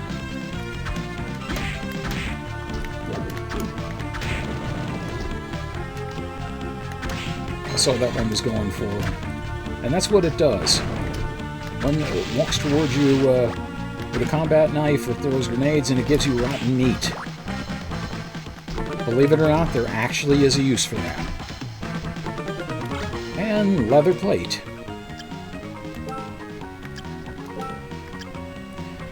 Breastplate made of leather, and it's a good boost. I like it.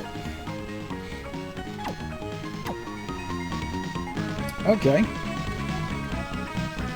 Let's do a little bit more, I think.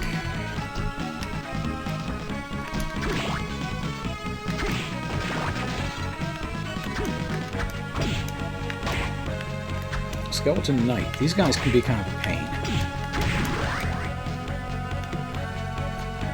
Unfortunately, they're not as bad as one later that will just block every damn thing you ever do.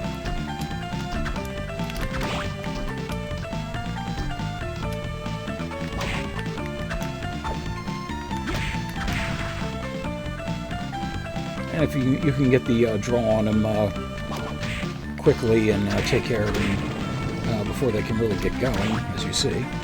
So they can be outmaneuvered.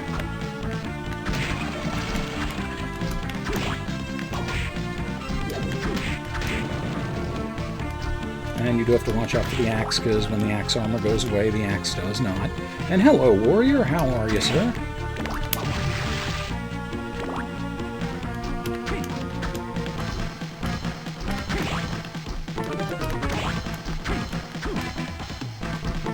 Nice piece of armor there, but I'm not going to be able to get it for quite a while.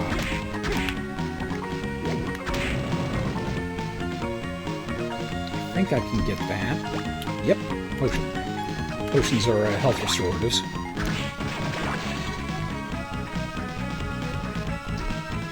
Yeah, that's a little too out of the way. Eventually I will get the ability to double jumps, and at that point that'll be no problem.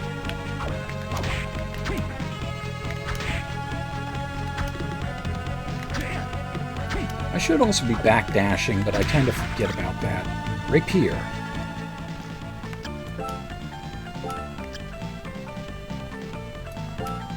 Sword made for stabbing.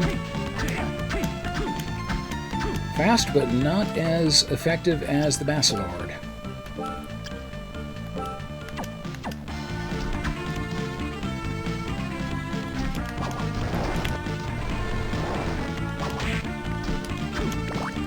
Yeah, I'm doing okay. I doomed the world. That'll learn me. So I'm trying to redeem myself here.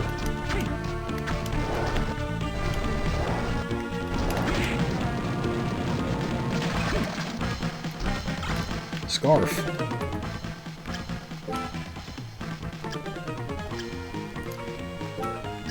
Warm and cozy. Better defense, but it reduces luck, so I'm not going to use that.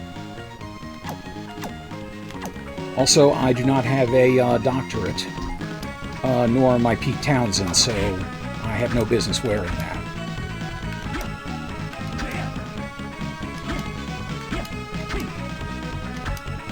Oh, come on. Eat my base lard.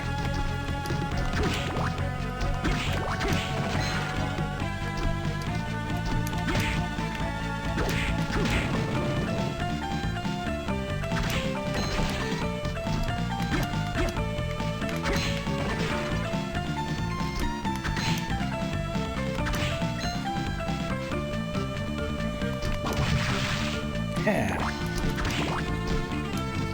I love it when I can get 3 in one shot.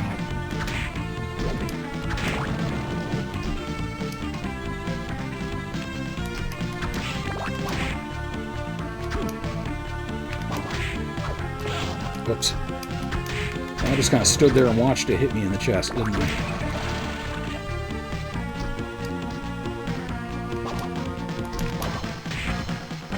Okay, that should have hit him twice. I call foul on that.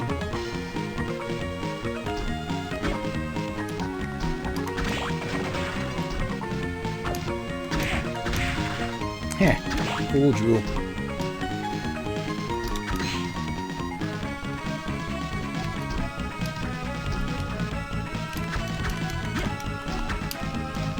Okay, no point.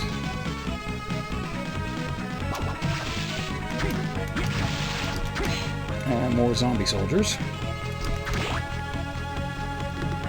And peeping eye, but it's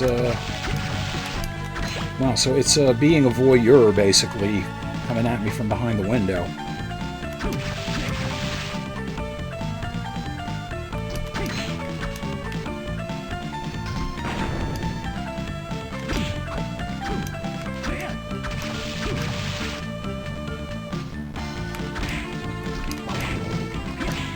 Okay, well, there is one in here.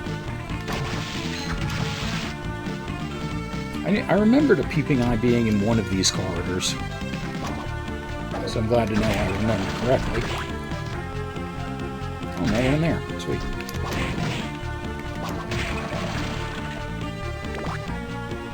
Okay, I can't get up there. And zombies. With skeletons. Exactly what we wanted.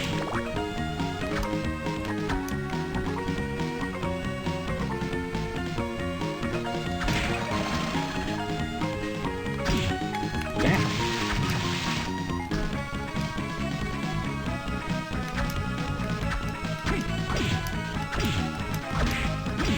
It really does look like I should be able to duck that.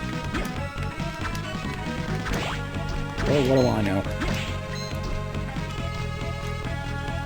I'm just a goof in a white trench coat. Yes! Oh, right, I forgot there was the tiny devil here. Creates a blade vortex around its foes. Oh, we're gonna have fun with this one.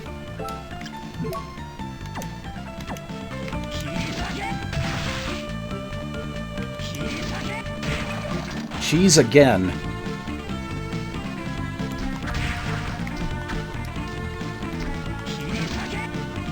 So, you can see it's not true homing. It will spread out a little bit.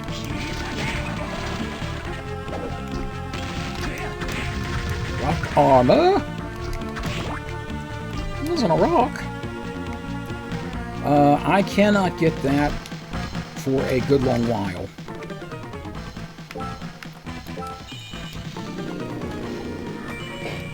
Okay, I'm going to check my map for a second here.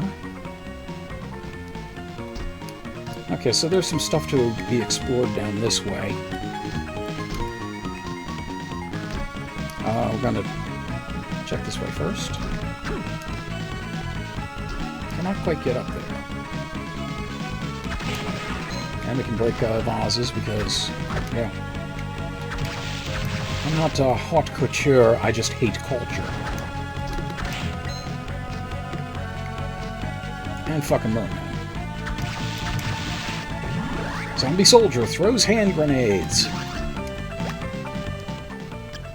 Yep. Nothing better for a good fun Saturday night than throwing hand grenades. I didn't think that was gonna hit. Wow, this is like using dynamite to go fishing. I'm loving it.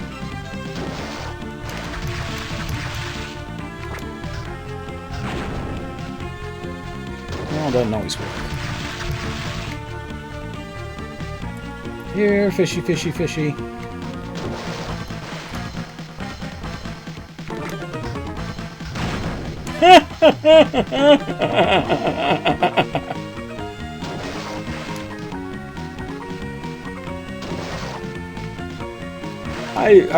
I have no idea why you didn't. I mean, that was one of the first things that occurred to me. 500 bucks. Yay, money bag. At some point, some of those things will become mimics. But right now, they're just good hold hard cash. Hard cold little ho. Oh, one shot with the fish.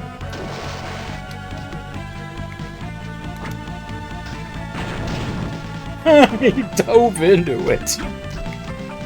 Oh my god, these guys are schmucks. I feel so bad for them. And yet I don't.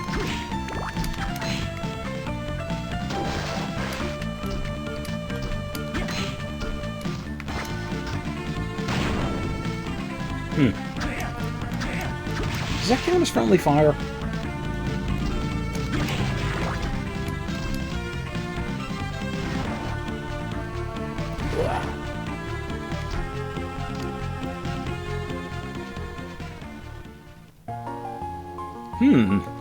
Oh, hello there.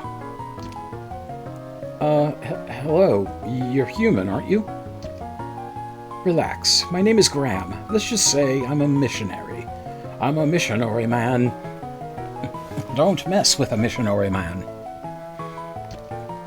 Oh, I'm Soma Cruz. You weren't here in this shrine before, were you? How did you get here? I'm not sure. I went through the shrine gate, and boom, I was here. And boom went the grenade on the killer fish. I see. Can I ask you a question?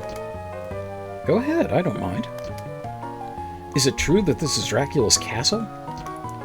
It most certainly is. But isn't Dracula's castle in Europe somewhere? In theory, yes, but his true castle exists somewhere else. Yeah. It's like when I'm running a role-playing game and I have a character, I introduce them as, he appears human. His true castle? Yes, it's a well-known fact in the underworld. Do you believe in vampires? Well, no. I thought the story of Dracula was made up, actually. No, it's all true. It was leaked to the outside world. By Edward Snowden. Usually the church handles these things with utmost secrecy. No, the real castle was the Friends who... What if the real shape-shifting asshole castle would... Now, here's something interesting. I'm guessing they're implying, like, the Roman Catholic Church, which would be the capital C church, but this isn't capitalized. Strange. Over the course of time, Dracula has resurrected many times, when people lost faith and craved chaos and destruction. So, are you trying to tell me now that Dracula has been resurrected? Order of Ecclesia? Okay, yeah, good point. No, Dracula perished in 1999 at the hands of Prince. You know of the prophecy of 1999, don't you? You partied to celebrate the prophecy of 1999?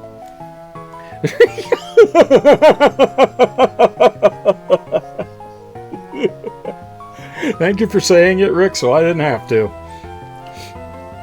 Oh, Lord. Yes, Dracula was killed in 2000, a party over it's out of time. Nostradamus' great prophecy? Wait, what? Was the real... Oh, for fuck's sake. That's right. Dracula was resurrected exactly as he predicted. You know, according to a lot of people, Nostradamus predicted a lot of things, and none of them were actually... Not only not accurate, but never predicted. Playing nice and hard and loose with things here. Dracula cursed all our computers with the Y2K virus. Dracula's the cause of Pauly Shore. But vampire hunters destroyed him completely. They ended his regeneration cycle by sealing his castle, the symbol of his demonic power, inside the darkness of an eclipse, using a Ziploc bag. Nothing breaks that seal. And that eclipse is where we are now? Yes, but there's still more to the story. Sit down, brace yourself. Yes, Dracula was sealed in, and we're never going to survive unless we get a little crazy. Using a kiss from a rose, there's more. Like, some almost like the subtext there is, Jesus, fuck, this guy isn't done talking. In the year 2035, a new master will come to the castle, and he will inherit all of Dracula's powers. But that's fucking stupid! That's what I want to say. Yes, that time is now. Your time is up, my time is now. You can't see me, Soma. I'd better get going. Is that all, then? Oh, yes, thank you. Farewell, and be careful. Yes, you too. So now we have Graham wandering around the castle. And he's in a white suit, so obviously he's a good guy. And new area. Chapel. Oh, notice how we got a full heal by talking to Graham. That was nice of him. And these guys are going to pester us all the way through here, but that's almost a good thing because they drop a very useful soul.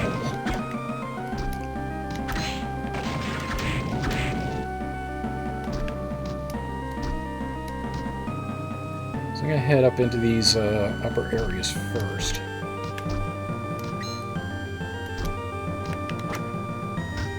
Oops, not what I want here. As fun as the hand grenade is, it's not what I want here. See, sometimes the thing will fan out into that triple shot. That was terrible.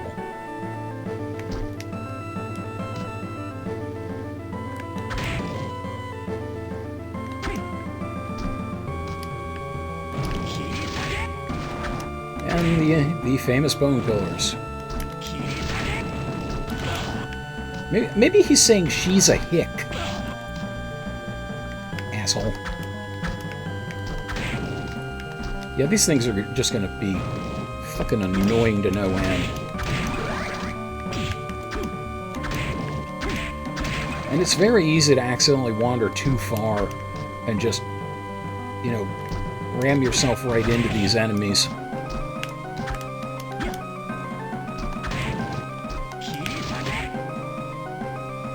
Or she's a dick, maybe? Fucking... I am taking a shellacking here, and I don't like it.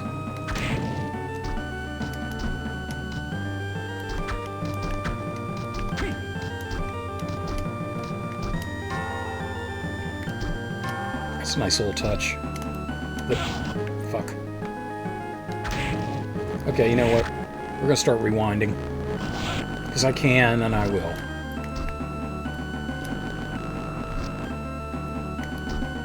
There we go. I got rewind, and I'm going to use it, damn it. Yes, I have a Game Boy Advance emulator that has rewind and fast forward. Oh, come on. I didn't think I was close enough to that. Oh, proof of concept, you can stand on those things even when they're firing. In fact, neat little trick here.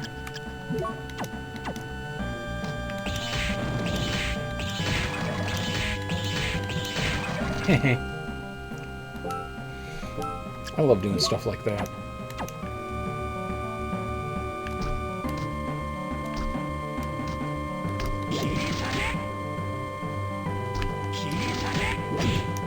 Ooh. Axe in the face, never a good time. Not even if it's Axe body spray. Especially not if it's Axe body spray.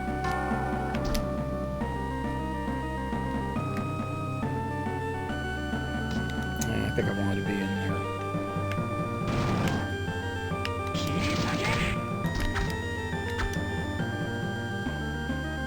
Okay, now I got a problem. Bamboo sword. I forgot that was up here. Sword fashioned from bamboo.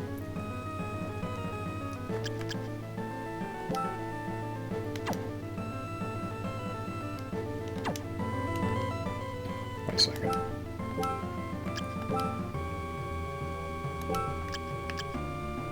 Way down to 16 there. But it does have a bit of an overhead swing. There's going to be much better things later that'll do that.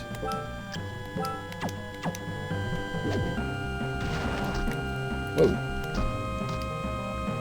You cannot do that. I protest.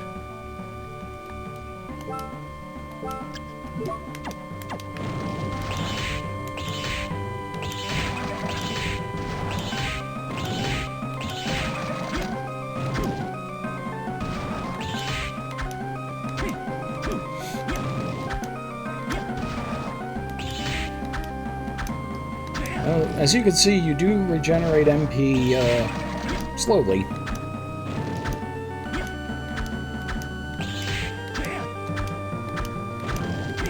You'll get there. Okay, fuck it. Ah, I ran out. Okay, screw it. I'm gonna have to go up there later anyway for some other stuff. So.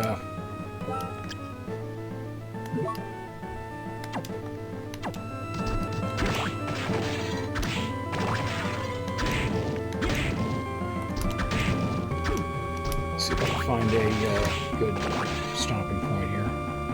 Well, that's as good as any with that thing looming. Alright. Well, I think that will do it for the moment, so thank you for joining me on this castle escapade, and always remember, it's not always what's in your body, it's what souls are in your body. So take care. Until we game again. Cut. Okay. Set us up for intermission here.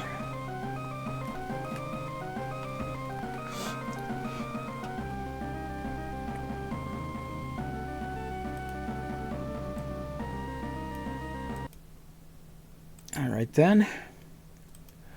Okay, so going to intermission. We will take the usual 20. So I will see you all shortly.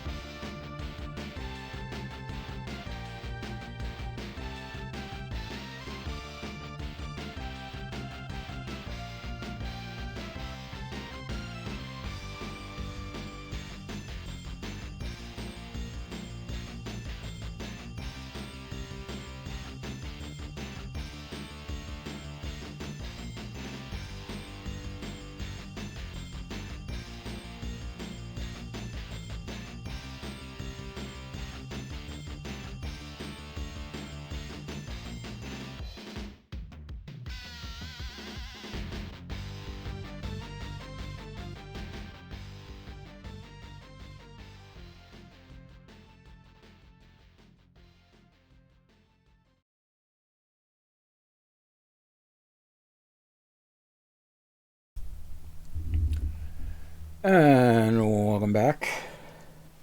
Had a little difficulty at the start there. My apologies.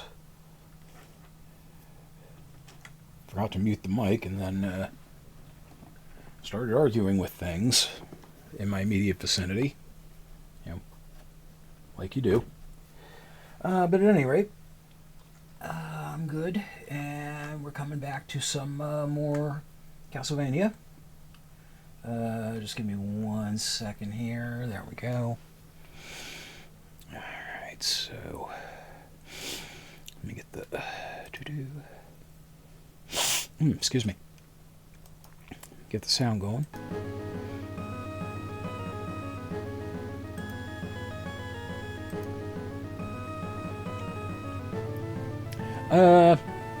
Nothing actually. I just had finished off my coffee.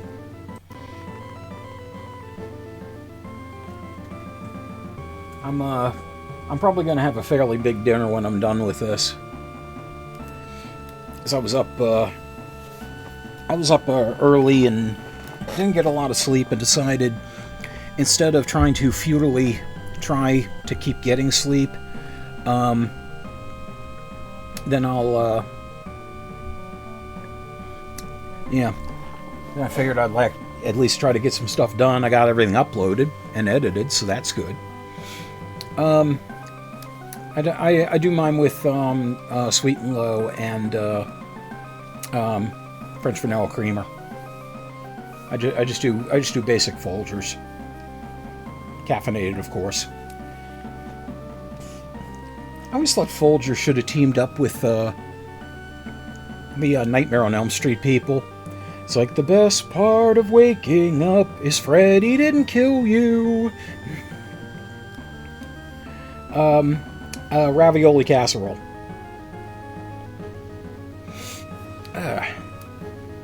Alrighty.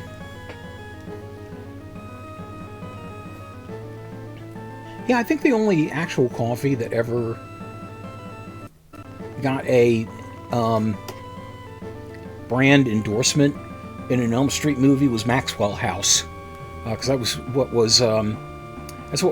Kristen was drinking at the start of the film.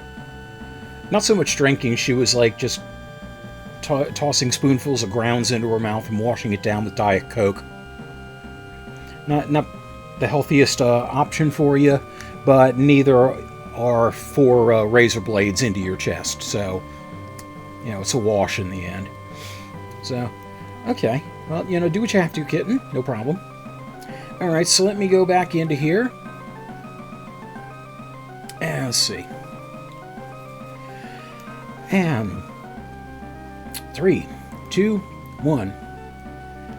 A giant ghostly skull inside a castle? Is this Dr. Wily's place all of a sudden? Well, in any case, we're going to have to deal with it. Welcome back to Castlevania Aria of Sorrow, and we have amassed a decent amount of souls. We're hurting for certain, but hopefully we can hold out long enough to get to a health depot. So, only one way to find out only one way to find out if I or am not afraid of no ghost. That was almost English. Alright.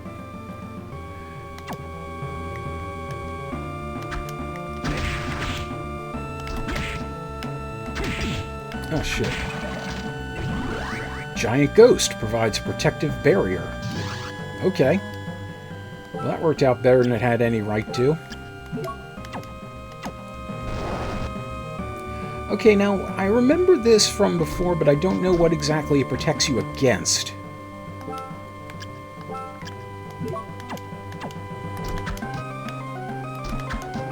And you notice by switching to another soul, the one I was using automatically is stopped. And I think I want to go down first, because if I remember right, the next health refill station, or health refill room, whatever, is down there. You asshole. Ah, yes, exactly. Exactly what I wanted.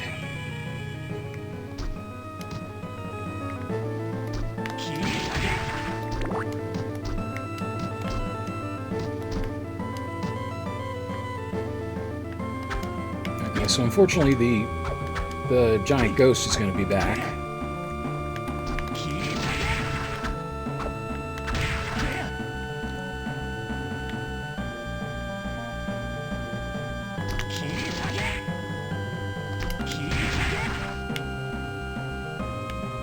Alright, liberal use of the Tiny Devil Soul. Took care of that nicely.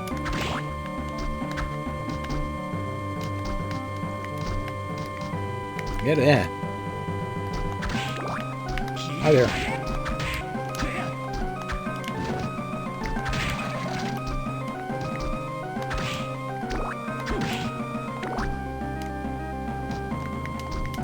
Alright, fine, we'll do this the hard way.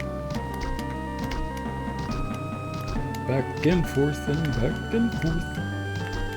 Hippity humpity, Sora's on his way.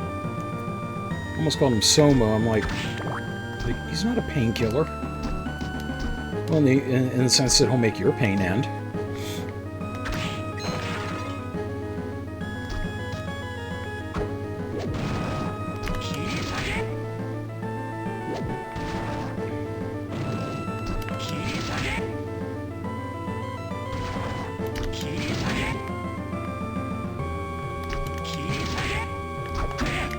Yeah, I need to get rid of you first.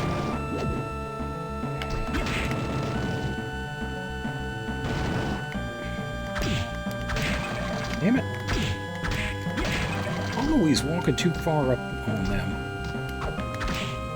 Never freaking fails.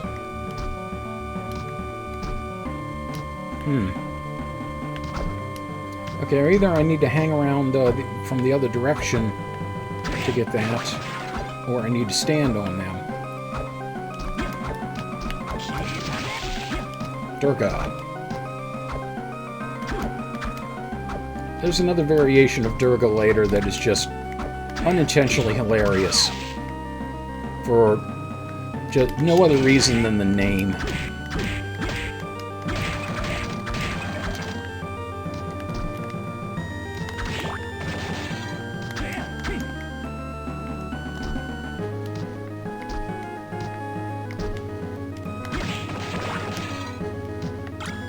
Rapier. Oh, I already got one of those, didn't I? Yep. Well, that was worth it. Boy, I'm so glad I checked that out.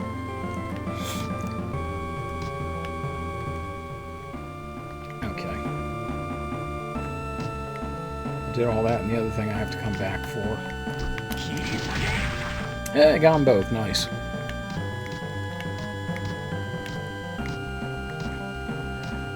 Oh, yeah.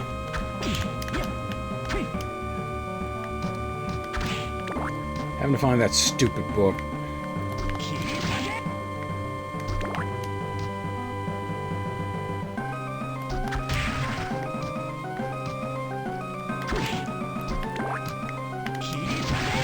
It was a Book of Spirits, I think it was called.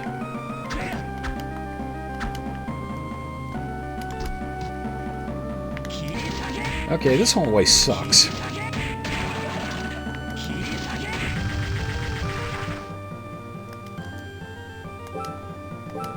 This is actually a really good place for grenades.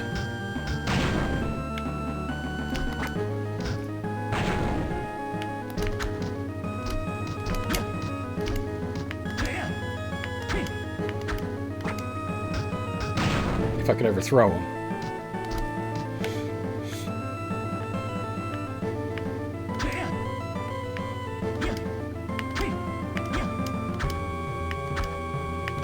Come on. I just want to take a chance on getting your soul, and that ain't gonna happen.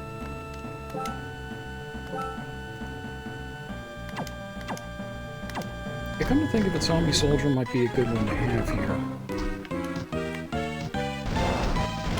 Sing it with me, Ninja Sex Party fans! Manticore, Manticore, Manticore, Manticore!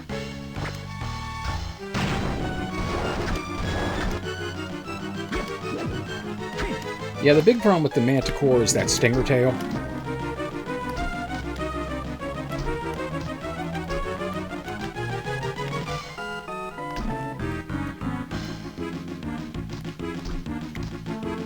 You really do have to watch yourself around that. And then those stupid skull buzzers really don't help.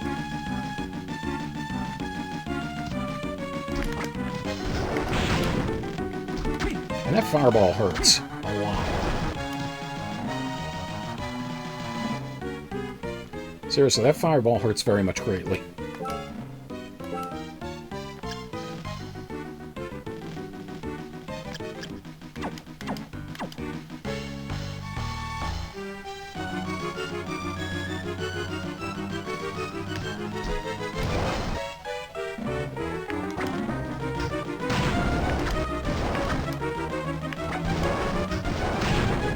And some of these soldiers are more expensive soul than I remember.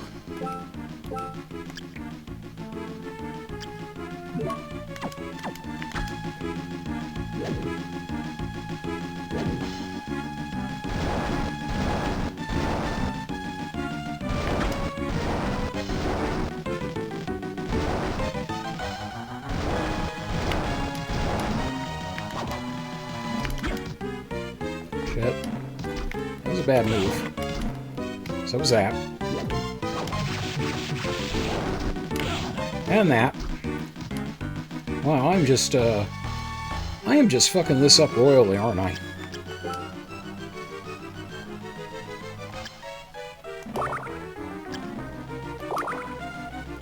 There we go, I feel a little better. 290 HP on the tasty meat, by the way. That is some tasty meat.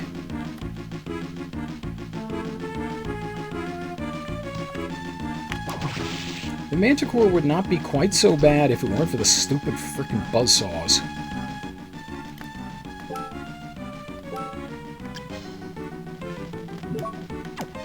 Alright, let's try this. A little more damage, yeah. And luckily I can jump through solid objects.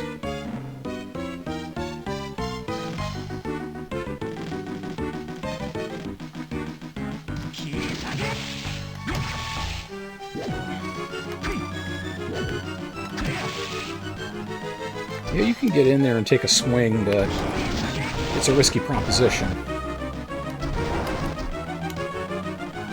Let's just get up here and let the MP recharge a little bit.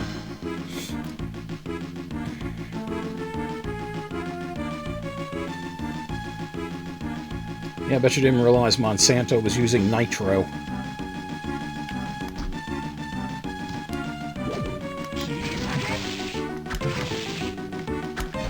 Shit. Shit.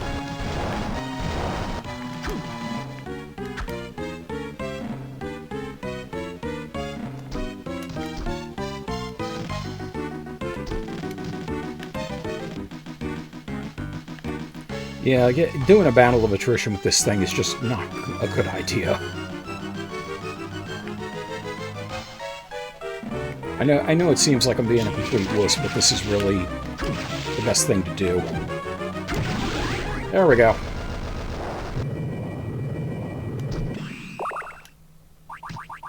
Yay.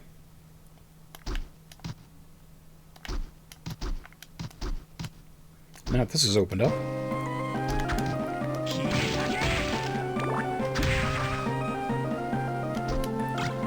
Silk robe. Tunic sewn from silk. Very nice intelligence boost, which is what determines the soul damage. A little bit of drop in defense, though. You know what? I'm willing to do that trade-off. And I saw the bust in the ceiling here. That will take care of that nicely. $1,000. Hot damn. Now we got a little problem.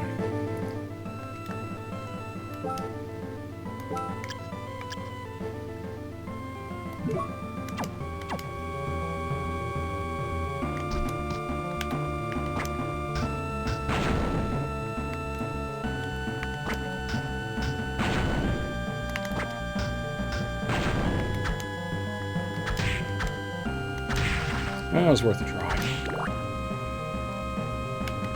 And we now have ghost dancers in here. And Quetzalcoatl down there. Now, Ghost Dancer is a soul I really want to farm for a bit because it is a luck boosting soul.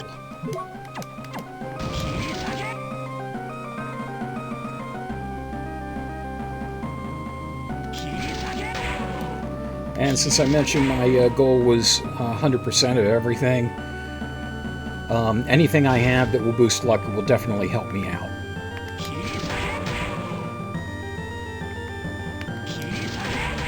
Fortunately, this is a great place to grind Ghost Dancer. There we go. Luck is increased by 4. Okay, so now we have the passive souls. And there we are. Anytime you have something like this where it boosts a specific attribute, there's going to be a couple of other things, ouch, that do the same thing. Ah, you goddamn... Oh, fucking bouncy spaz.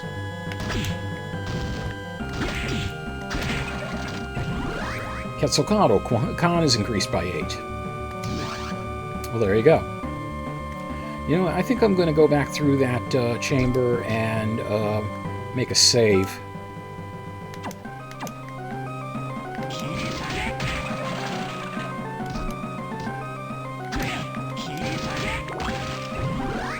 Uni buries landmines throughout its turf. Scott's Turf Builder.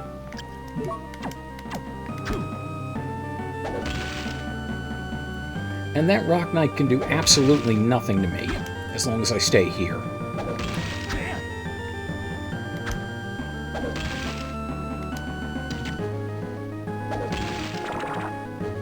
So it does that if something comes close to it. I don't really find a lot of uses for Une.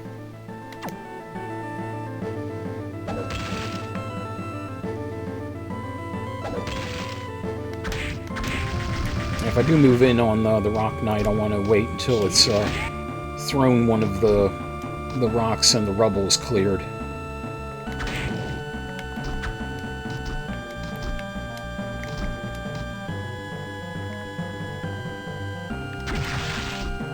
Get out of the damn way.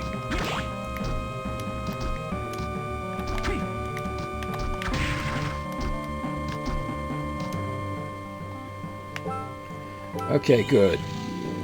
Saved after beating Manticore, and the Ghost Dancer soul is safe. I'm calling it a good day. I still do really want to get the Ghost Soul at some point.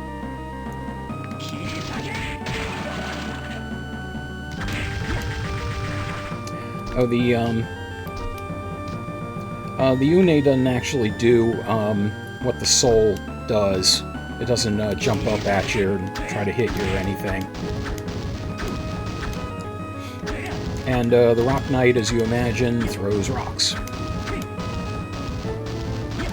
So it's basically a short-range Earth Elemental attack. They'll come to think about it, I don't remember if they actually pay much attention to element types here. Well, some.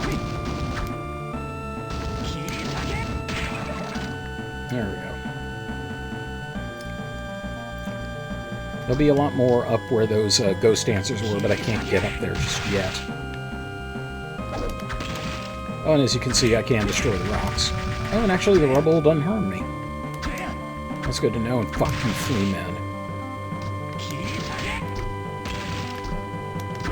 I have no use whatsoever for flea men. Hammer!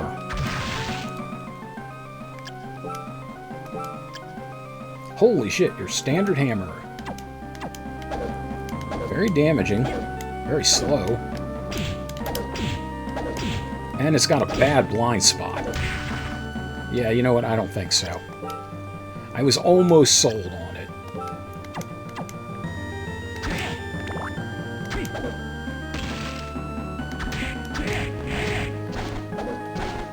Oh, I accidentally hit rewind and took back a hit.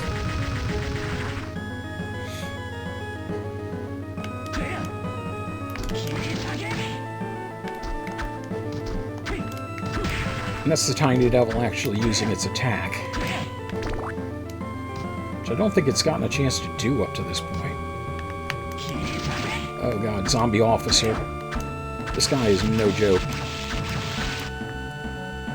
He can take a ridiculous amount of hits. Fortunately, you can duck under his blade. He only ever stabs straight. Study.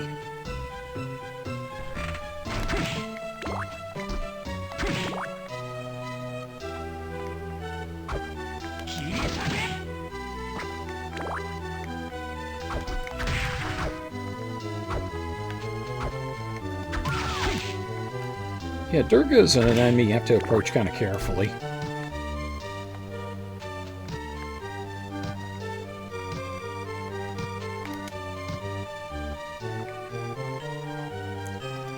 And I don't remember if there's actually something down here. Nope.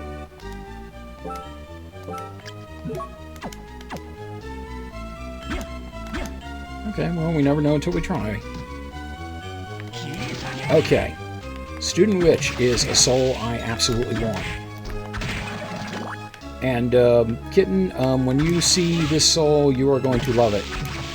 If you don't already know what it is. Bastard Sword.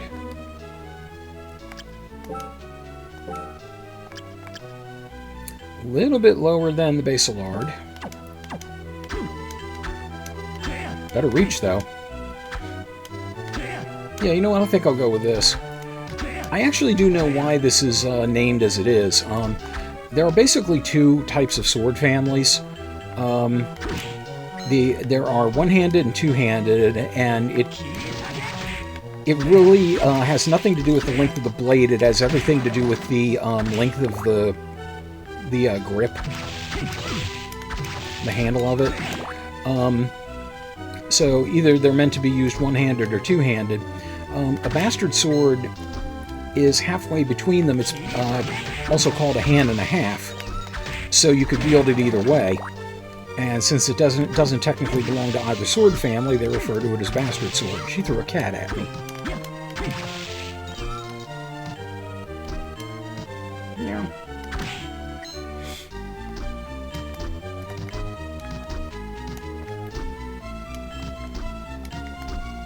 And that's too high. Alright, we'll take a couple more chances at this.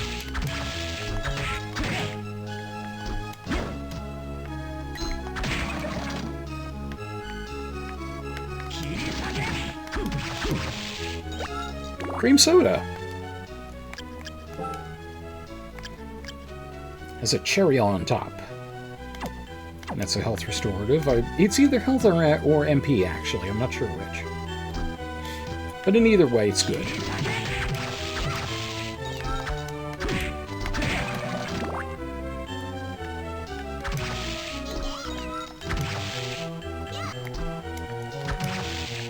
These student witches are a lot more useful than the ones that were in Portrait of Ruin, when all they could do is just fly a little bit and land on their ass and just kind of swat me with the broom. At least they could do something. Anyone that can produce cats out of thin air is okay in my book. Alright. I gave it a shot. Let's just move on.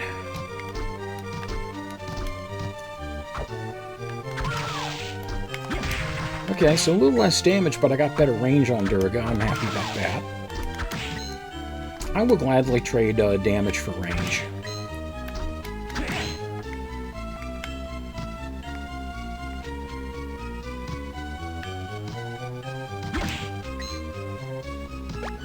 Uncurse potion.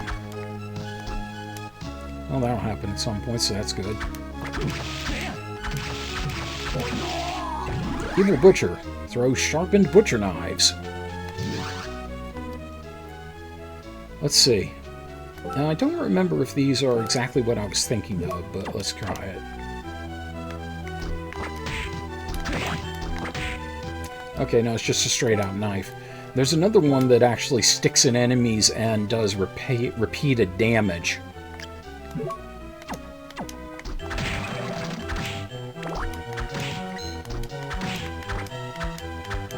We'll definitely look forward to getting that.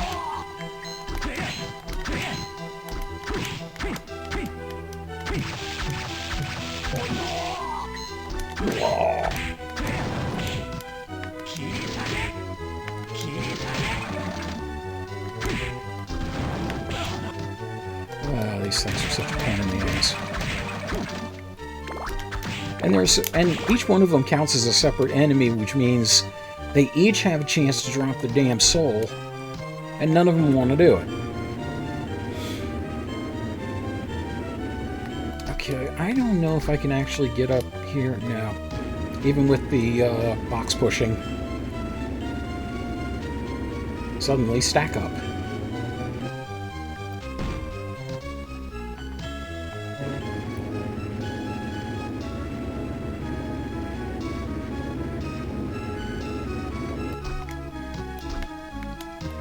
Oh man, I can't get to that either.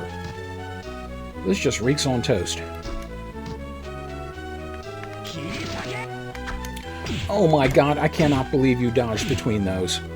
You little shit.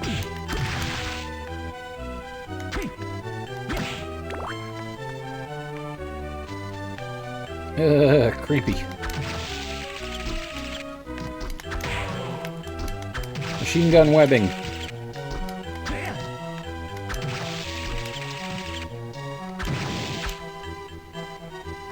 And spazzy Yahoo Serious hair when she dies.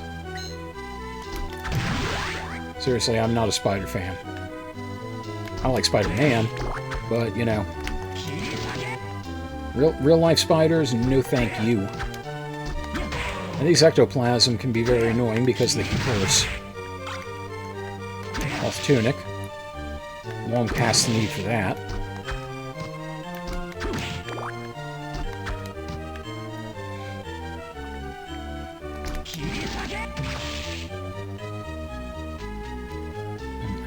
Tobla Pass.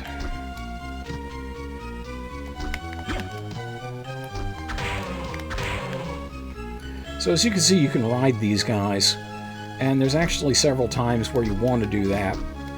Like this time, you can actually get up there on your own, but on some occasions, you don't have that kind of leverage. Melon!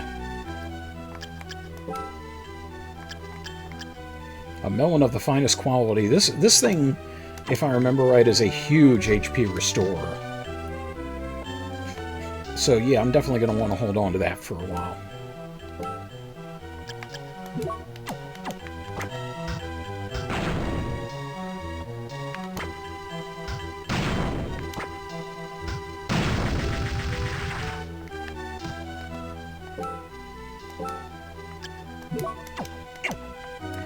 One thing the sequel did that I really liked, there was a soul you could get in the course of the game as a result of beating a boss. And it was one of those, you know, soul in a, you know, stuck a soul in a jar kind of thing. This wasn't the actual boss. The soul was called Doppelganger. And what it let you do was set up two distinct sets of souls and switch between them at any time. So you could have like a luck set and a combat set or something, however you wanted to do it. Very handy, that.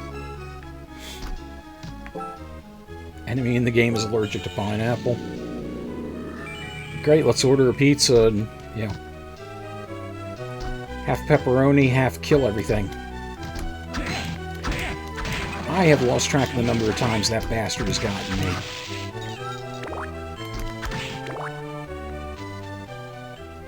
Hello. Hey, you're Soma, aren't you? You must be him. Yes, but who are you? Oh, forgive me. I'm Yoko Belnades. I'm a member of the church. How would a member of the church recognize me? I mean, I'm a lapsed Catholic. You've met I mean, Genya Arikado, right? Yeah, never let Yoko plan your surprise parties. I did meet him, but he told me about you and asked me to help you if you were in trouble. Arikado said that? That's hard to believe. Well, he may seem cold at first, but he's actually quite a decent guy. Yep, we're banging. You know it. He may be looking out for you because you share the same dark powers. Wait, did you say my powers are dark? Yeah, trapping souls within your body and stealing the abilities thereof. Yeah, it's... Yeah. I got nothing. Oh, you mean you didn't know that? Clearly not. Oh, no. Did I say something? Well, what's said is said. Essentially, you have the power to rule over and command monsters. Soul came on! Rule over monsters? I have no desire to do that. I don't want to be a Pokemon master.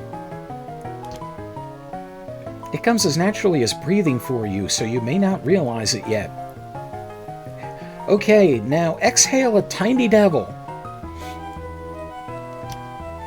And though I called it a dark power, that doesn't mean it's evil. It just means you can't read with the power on. You know, unless you have a couple of lanterns hanging on either side of the room, like here, for example. It's like a weapon. The user decides whether to use it for good or evil.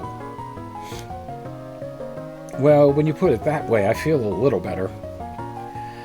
He's, you know, he's emo chic. What do you want from him? Yeah. Since I got this power, I've begun to lose my sense of self. You are yourself. There's no one else you could be. Be all that you could be. Don't second-guess yourself. Be confident. That's most important. Nice pep talk, Yoko. I think I understand now. Thanks, Yoko.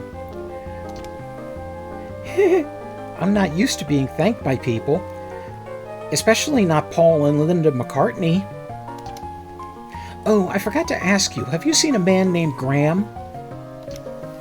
Also, have you seen a man playing a canal, Panama? Graham? Yes, I met him earlier. Be wary of that man. I believe that he will inherit Dracula's powers. No way! Way? He did not look like a bad guy. Right, and I've got a bridge to sell you. Don't be fooled by his appearance. He's not who you think he is. Never trust a white guy in a white suit. Alright. Wait a minute, I'm a white guy in a white suit. The dark species of Pokemon were called evil in Japan? Alright, well... I don't really know how you can get around that, honestly. You know, if you got light and dark, what do you expect them to mean?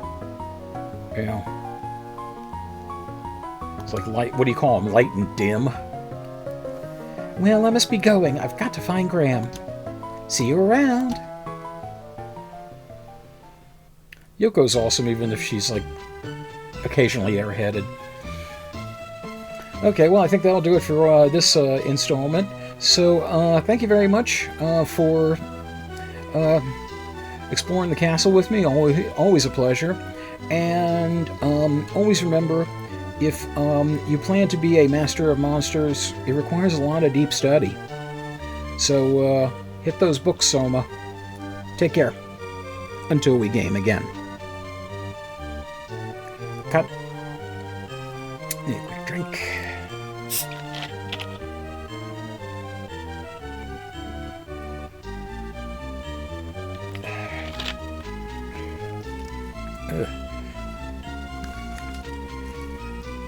Tonight, the part of assistant director will be played by... Alright. Okay, so let me think here a second.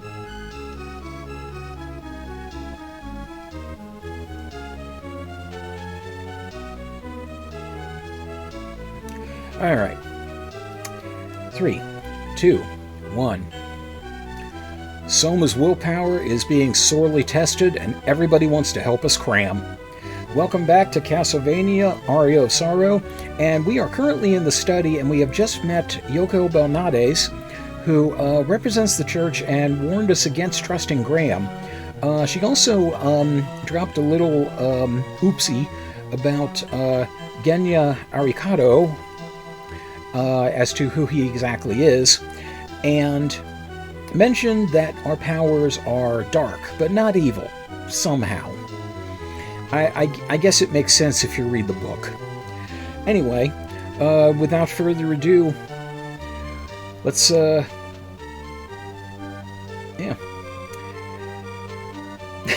I got nothing. Yeah, without further ado, let's hit it. So first thing I'm going to do, since I'm in this little chamber, I'm going to go back here and try to grind for these two souls, because both of them can come in pretty handy, and I've been wanting them for a while.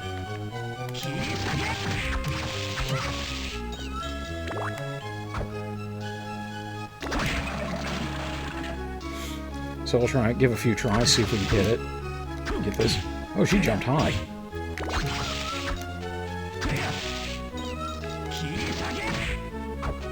Oop. I was not expecting her to do that high jump.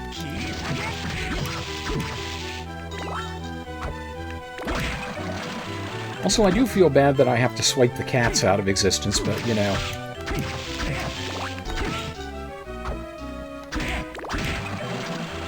I mean, you know, cats to her are like Doritos, you know, crunch all you want, she'll make more.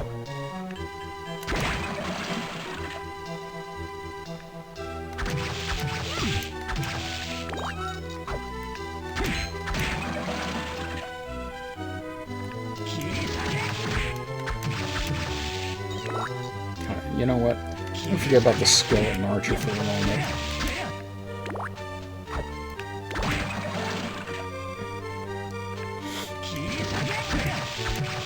Well, I might as well keep after both of them, because if I get the skull archer soul, then I can just concentrate on shooting Witch.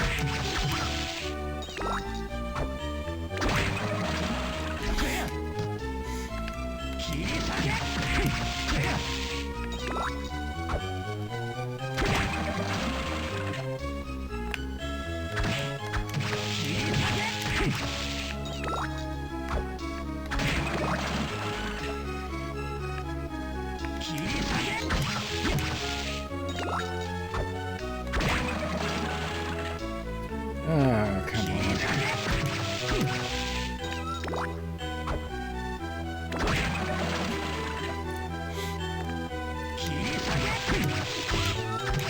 Oh, quit smacking me in the face with felines.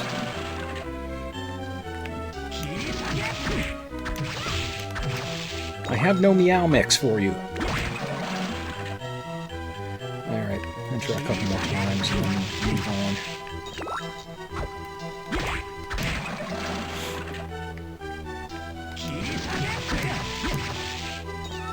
I do have Ghost Dancer on, right? Yeah. Alright. Alright, let's just top off and get on with our lives here.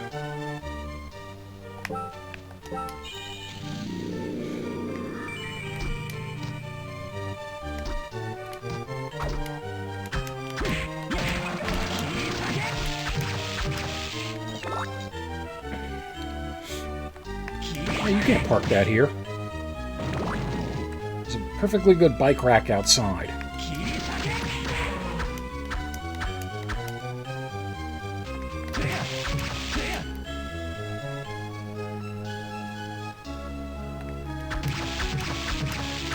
Swat into the bull butt. Swat the bull butt. Oh shit. He's gonna be mad I said that.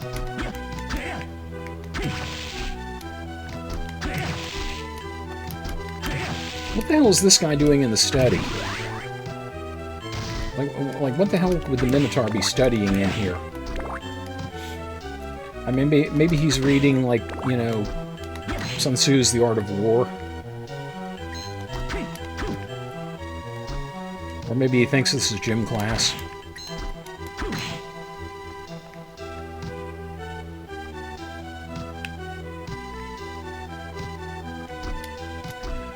Okay. I don't remember who the boss is. Okay, this is a tricky thing, by the way. Yeah, it only opens up if you're not facing it, so you have to backdash into it.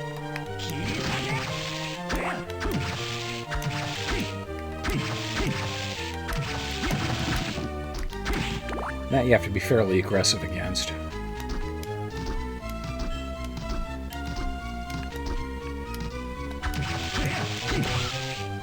Heck, cat in the face. Yes! I love this thing, the whip sword. I love this weapon. Okay, so you notice it has the same attack power as the bastard sword. It's listed as extendable sword. Now, realize what kind of range we got with the bastard sword? Yeah. It's a little bit slower to swing as a result, but we can get reach on a whole bunch of enemies with this. This is one of my favorite weapons in the game.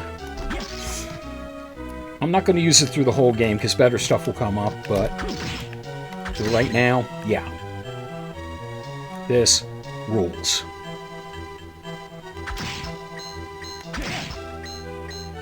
What are you looking at? Fuck off.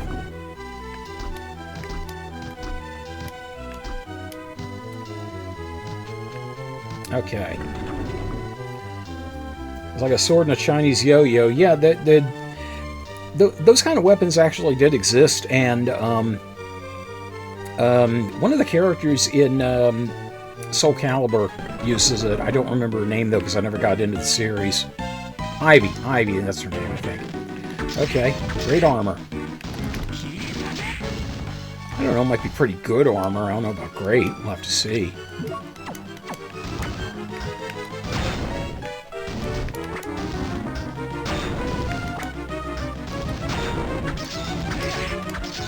So as you can see, it will guard a lot. And it also has that big sword that it can bring down on you. Fortunately, the whip sword can get through its shield. And you are actually safe there, even though the sprite looks like you shouldn't be. You do have to be mindful of how it moves, though.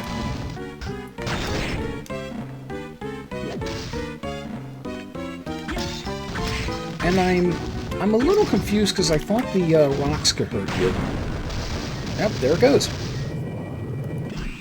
And another one of the bosses that doesn't want to give up its soul, so we're going to end up seeing it later. And freaking awesome music. Let's just savor this.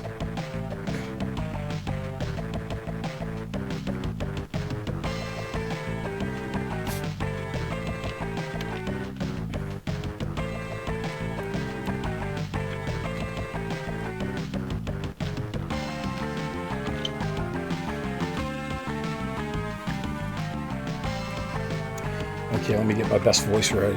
Ah, what's a child like yourself doing in a place like this? A child? You're rude, Grandpa. Oh, my apologies. My name's Hammer. The army ordered me to come here. Hi, I'm Soma. I thought I was inspecting a shrine, but suddenly I was in a castle. Don't you think that's a mean thing to do to a guy? So I just bailed on my mission. Yeah, a real fine example of a soldier here. Just, you know, one thing goes wrong and he goes AWOL. What do you mean? There were a bunch of strange people gathered at the shrine. I thought they'd be good customers, so I opened up a shop. Ah, good for you. There are weapons all over this castle and no monsters at the front gate. Good place for a shop. Come on by. I'll give you a good deal. See you around. Ha ha ha ha.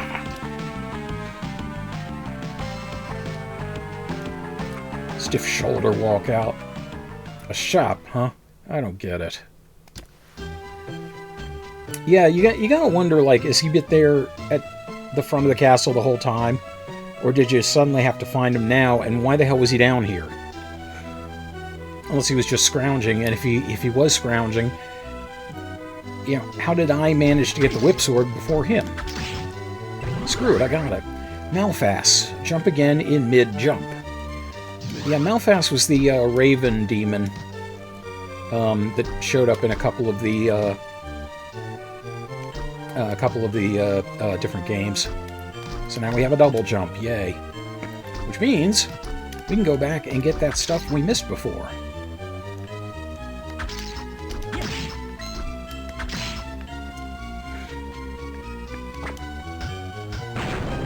And you damn sight know I'm gonna. Oh, right in the loincloth.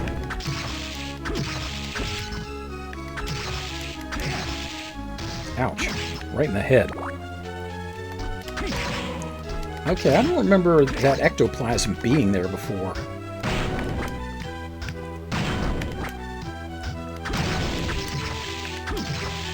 And, yeah, we can keep the Catoblepas at a distance.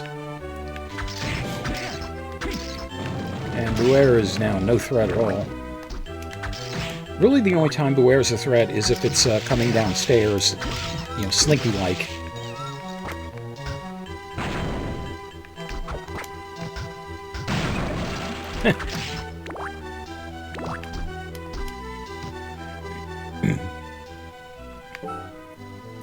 Yeah, Hammer is...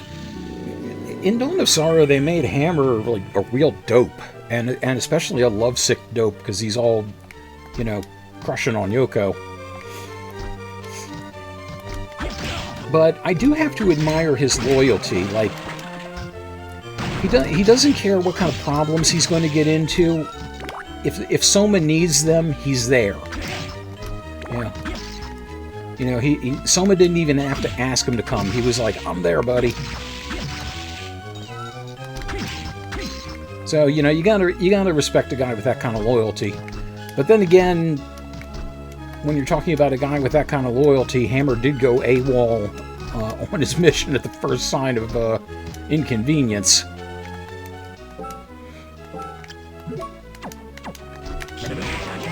Ah, crap. Yeah, being cursed sucks. Drains your MP and takes a while to go away on its own. You can use the Uncurse Potion.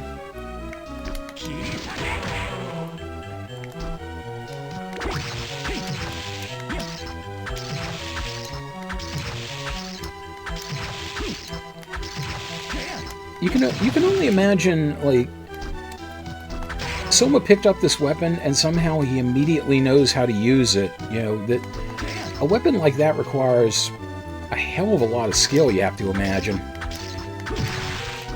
But, you know, the second he sees it, you know, he's mastered it.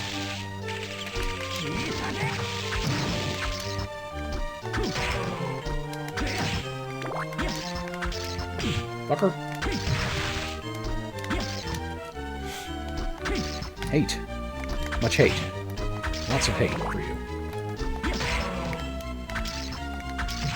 And, you know, now that I have the double jump, you know, these things aren't really capable of just barreling so far out of my way. Flea Man hops around madly. Don't you love it, madly?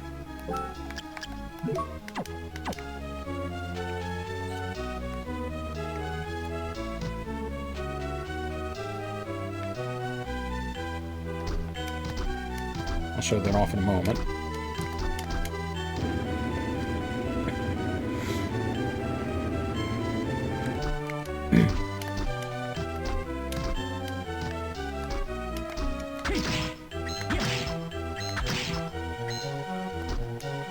Heart pendant.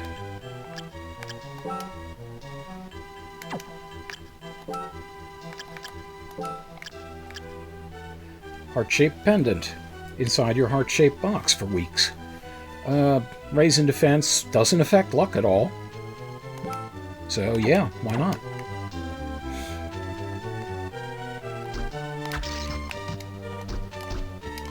Aqua, stop.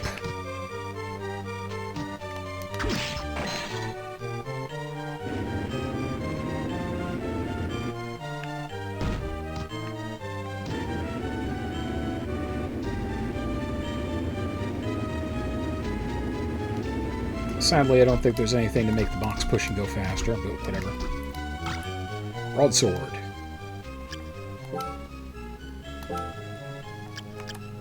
Wide-bladed sword, so it is an increase in damage over the whip sword. Fairly nice overhead arc. The thing is, I would rather have the extra range on the whip sword.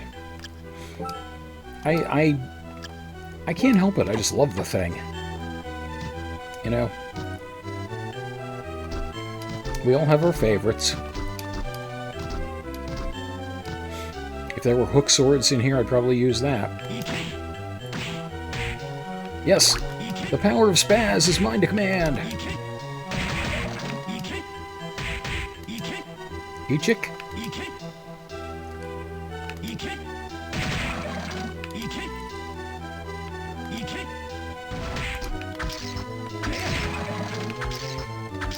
Oh, when it works right, it's great. Being a little further away from the butchers is nice. Even though I can just duck their knives and it's no big deal.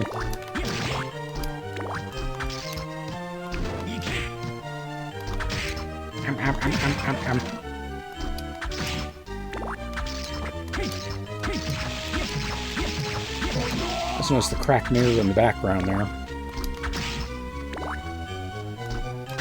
Butcher must have gotten a good look at himself.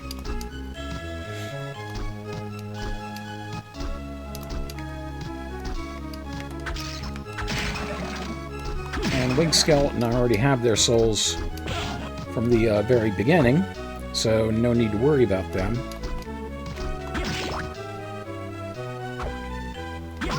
Let's see, I don't remember if I have gotten everything I need this way. I'm going to double check.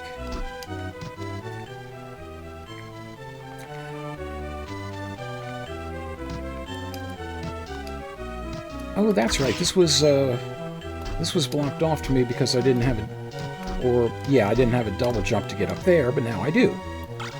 Hammer. Military guy, did you leave this behind? Oh, I had already gotten a hammer dropped by the, I think the Rock Lord, or the Rock Knight, rather, dropped that. And it was very powerful, but very useless, because it was slow and had a blind swing.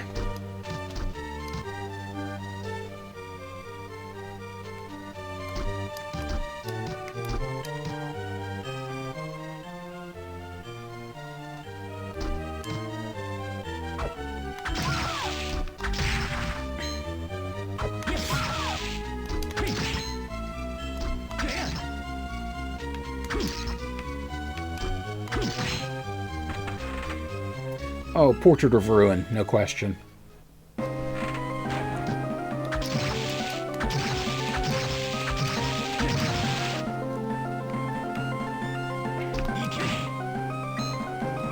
Alright, screw you. I forgot I even had that still on. Thought I was using Tiny Devil Soul for whatever reason, and I forgot that I still had Flea Man. Okay, so with the double jump, I should be able to get here? Yes. Yeah. Okay, that's a problem.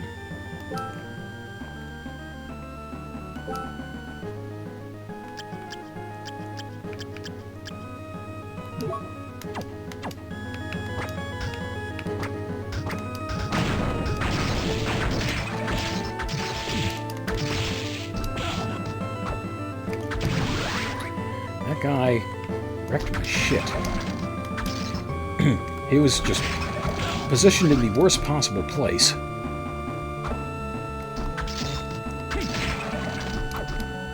Yeah, I do not want to deal with him right now. Or any time, really, if I can help it.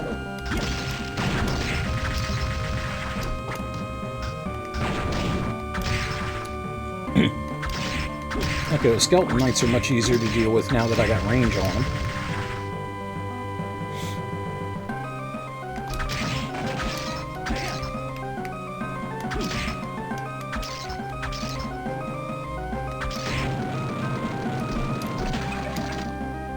Okay, and this is back up where the ghost dancers are. As you can see.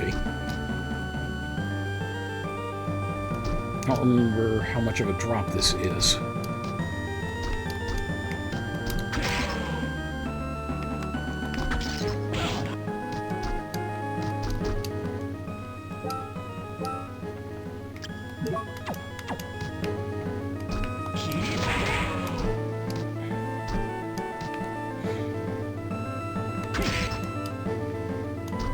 And anti-venom.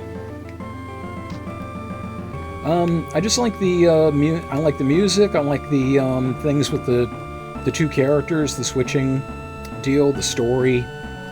Just everything clicks. I already did a playthrough of it on my channel. You can see the whole thing there.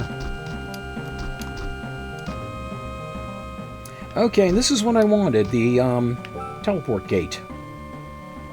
So now I have a link back to the start of the castle.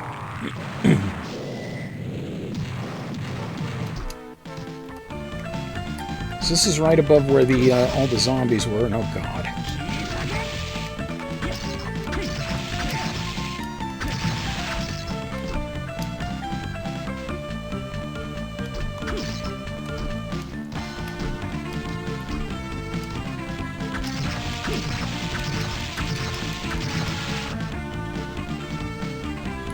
These things are so damn tanky.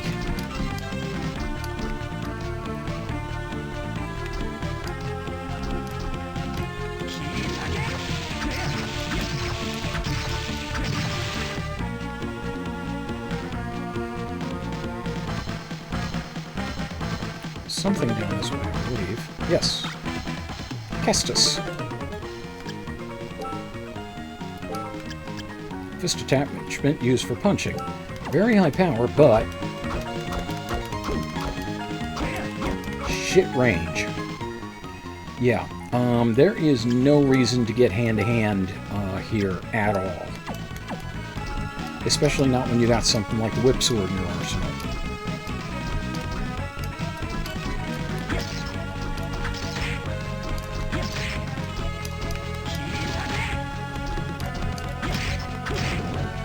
Killer doll, isn't what they used to call gangster malls?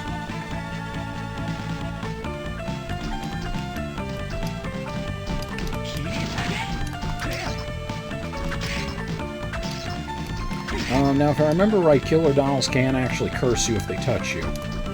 So let's not have that happen. Oh, no, they don't. Okay. I think that's actually in one of the other Castlevanias. My mistake. That's a flaming sword that I'm not going to be able to get for a good while. Oh, sadness.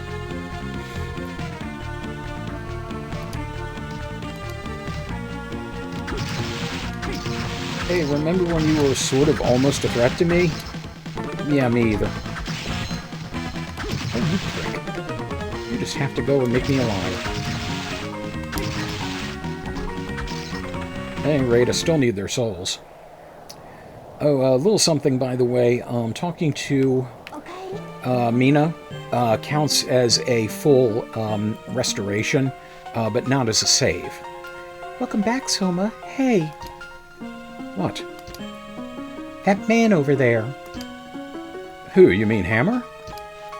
His name's Hammer? Huh? Don't you think he's a little scary? No, I think he's a decent guy.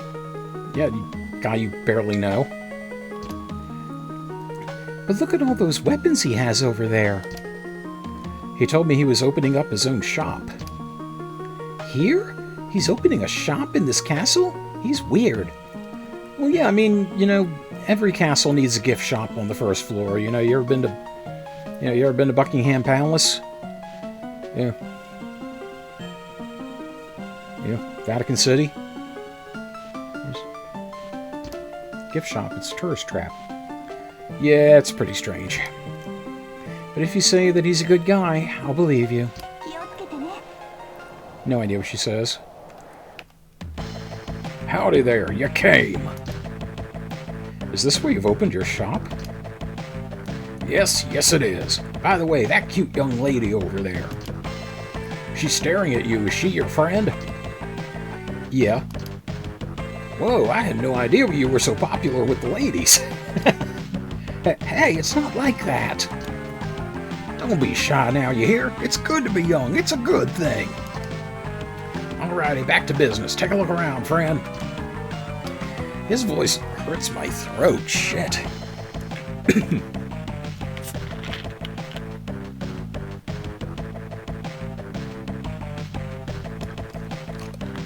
I love you, Amber, but goddamn, you're hell on my vocal cords. Want to buy something? I'll give you a good deal. Okay, well, I definitely have stuff to sell.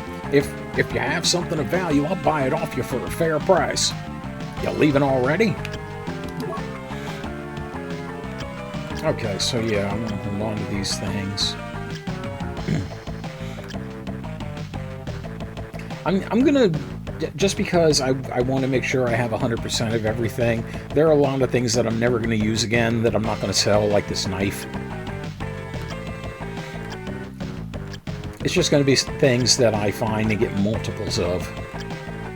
Like this hammer, for example. Your standard hammer. I think that's far from your standard hammer. I'm interested in this.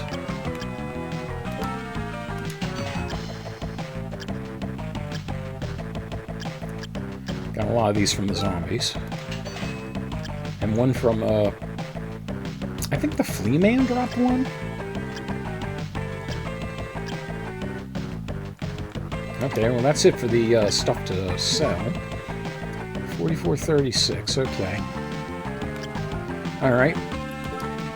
Let's get that. Now I have the second part of the castle map.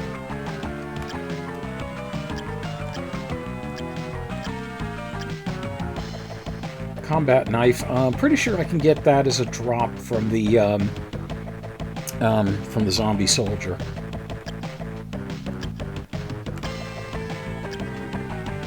Spear. Something drops that later. Gladius, ancient Roman sword. Scimitar, curved blade with a sharp edge. The one drawback is you can't really see how these perform before you buy them. But I'm gonna make sure I have one of everything anyway eventually, so... Katana, nondescript sword. Okay, now the only way this makes sense is if I approach it from the Japanese language, where no means of. So, even then that would make this a of-descript sword. Or descriptive sword if I... really juggle the language. Let's see, war fatigues. Copper plate. Okay, and that's all he's got right now. He'll get more stuff as time goes on. Okay, so I'm definitely going to get a couple of potions from him. And a couple of mind cups.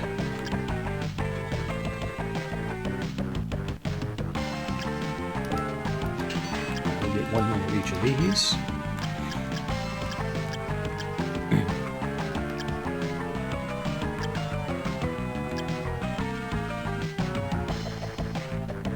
I'm tempted to get the scimitar.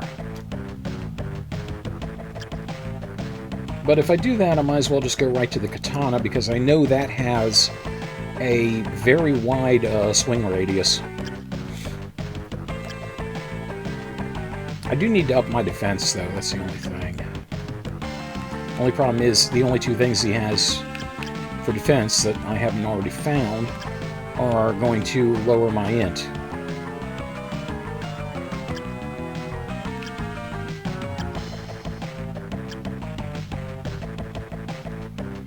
Yeah, these are the tough choices.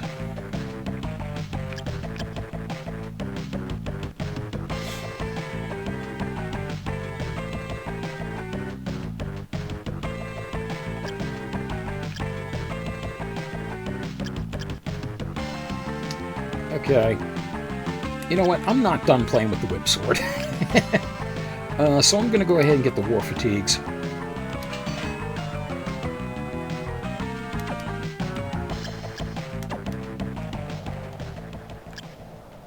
And of course, always remember to equip whatever you buy. War fatigues and a heart pendant. That's an interesting image. We can go up here now.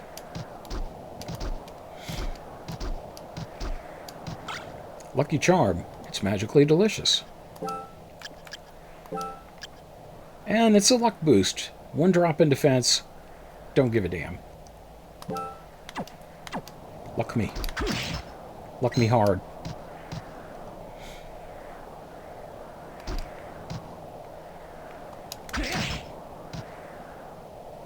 Oh.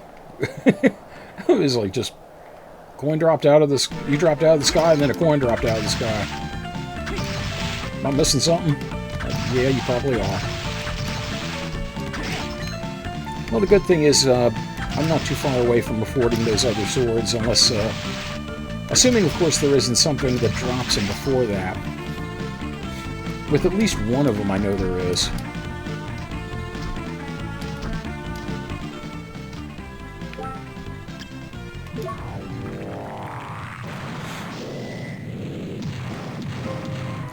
And that's something I can check in the interim in the week. Shit. Oh, fuck all y'all. Socialites. I hate you. You're in high society, assholes.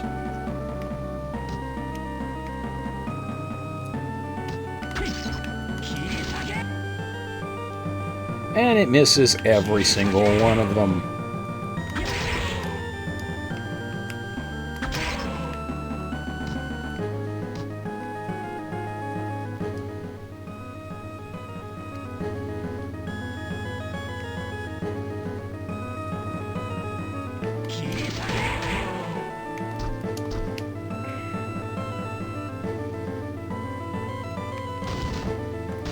Okay, nothing much I could do there.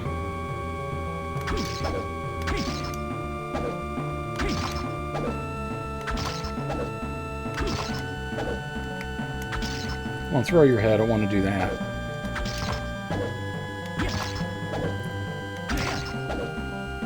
It makes a funny sound if you, like, he throws his head and you reflect it. Oh, fuck.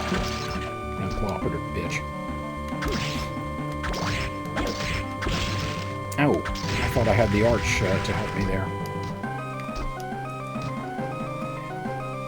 I thought I had good arch support. Shows you what I know. Oh, I thought I was going to get both of them there.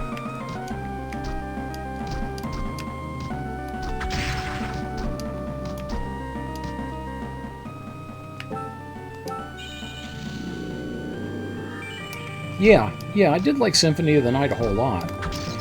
I just think since that had come out, there have been a whole lot more games in this style that have really surpassed what Symphony did. But yeah, I mean, I would. That's not to say I would not, you know, pick up Symphony on any day and just start playing.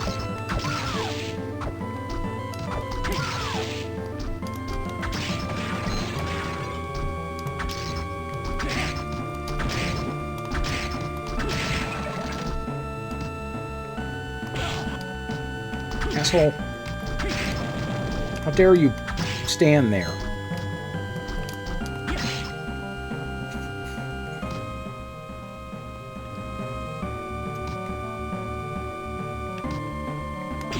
Yep. In what, Castlevania style? I don't mind Dawn of Sorrow, but I had to play it with a mod to really get enjoyment out of it.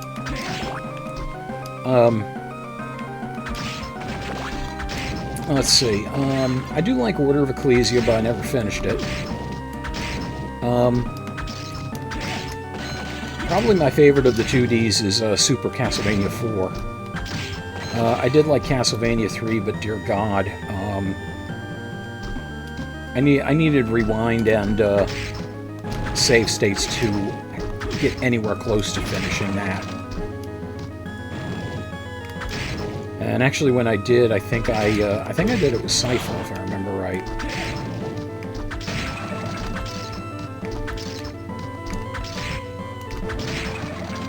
I like the mage types and the female characters, so she was right up my alley.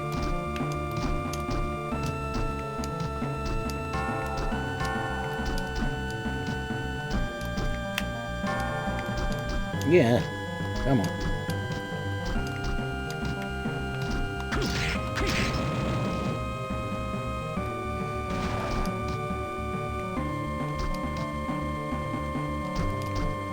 I have no idea what that is.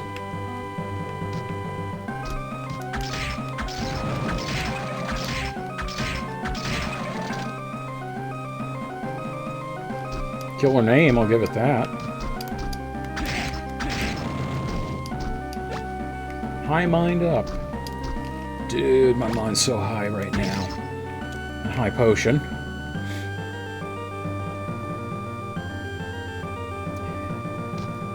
Yeah, I have, I forget which version of DES-MUME I have, but that actually ran Portrait of Ruin really well up until it got to the end, because you saw how that went.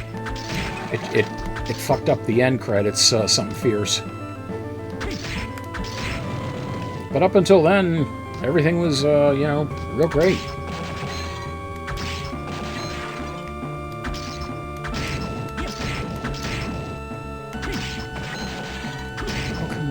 Your soul is not that rare.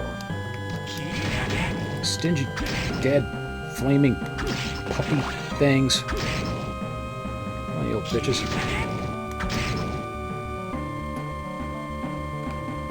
Okay, I'm not leaving without that ghost soul.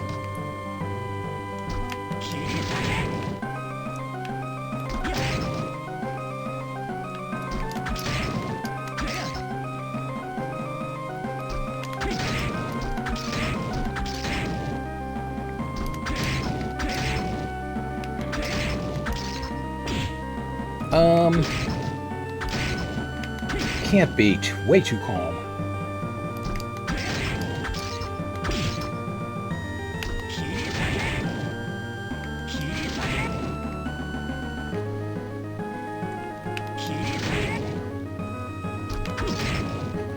The more I listen to that Tiny Devil sound effect, the more I'm convinced he's saying she's a dick.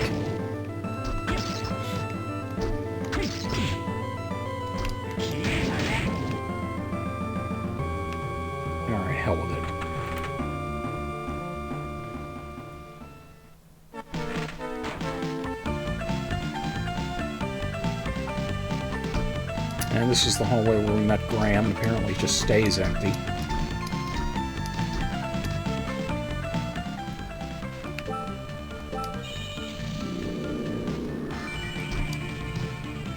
Let's see.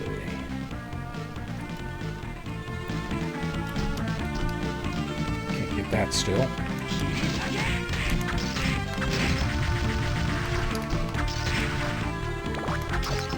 Ow. Okay, that was totally on me.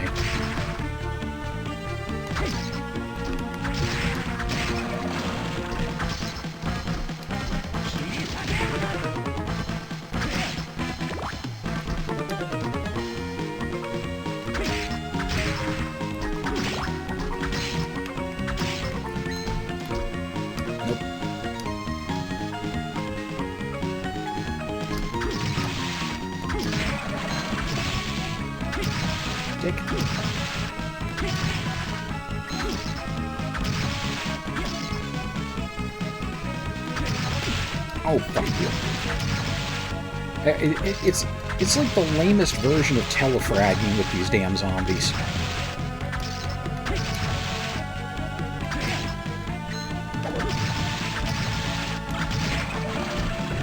Skeleton throws bones. As you would expect.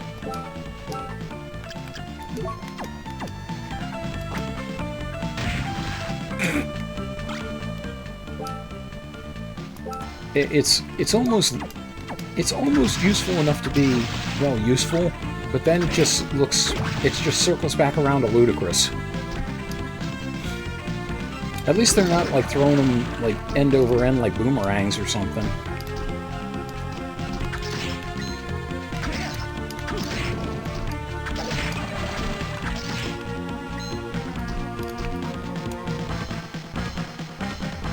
Still can't get up there. What the hell?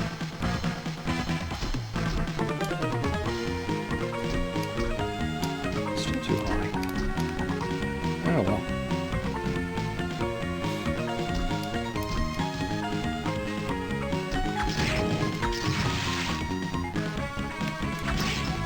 Now I definitely got a nice reach advantage over the zombie soldier.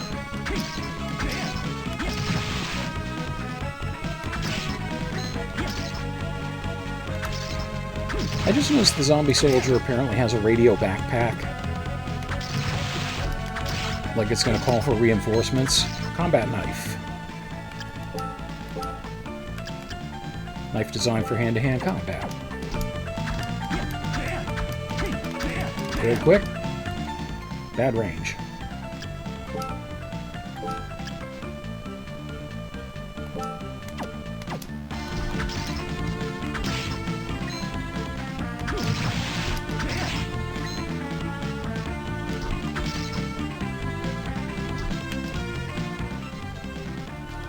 Check up here and see if there's something I can get now that I have the double jump. Might be able to reach that.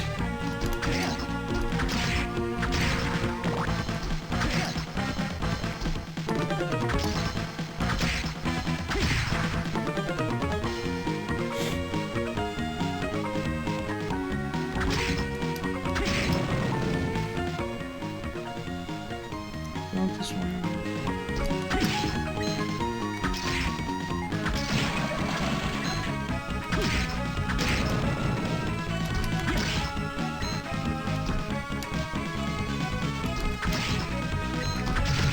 Swat. One almost got away. Can't let that happen.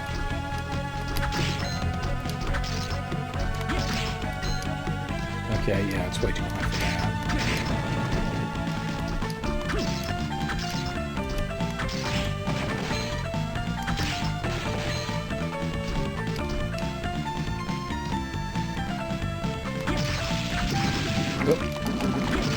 Stoned.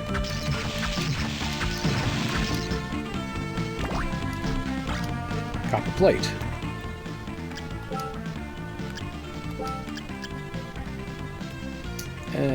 No.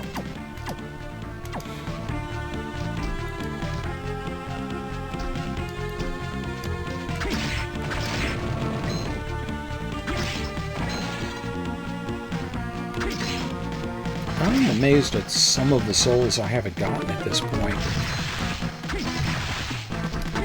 Because with the number of the enemies I've killed and... Leather plate? Whoop-de-damn-do.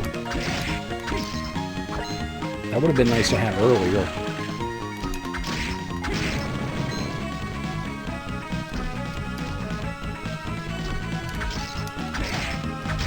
Wait, why is an Axe Knight who is clearly in iron plating giving me leather? And don't say it's because he's into that.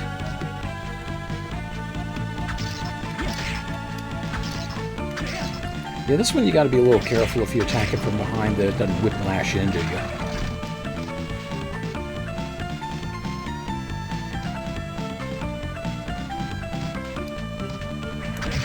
And this time we're heading downwards, so the blue air is going to be ahead of us.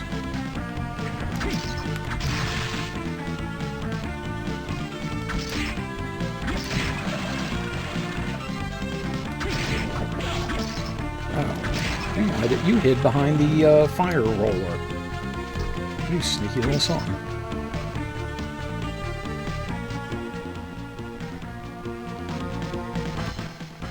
Oh, I never actually went in here. Okay, well, since we found a save point, and Hammer wrecked my voice something fierce. Seriously, it was like he played a xylophone on my vocal cords. I think this is a good place to stop. So, thank you for coming along with me on this journey.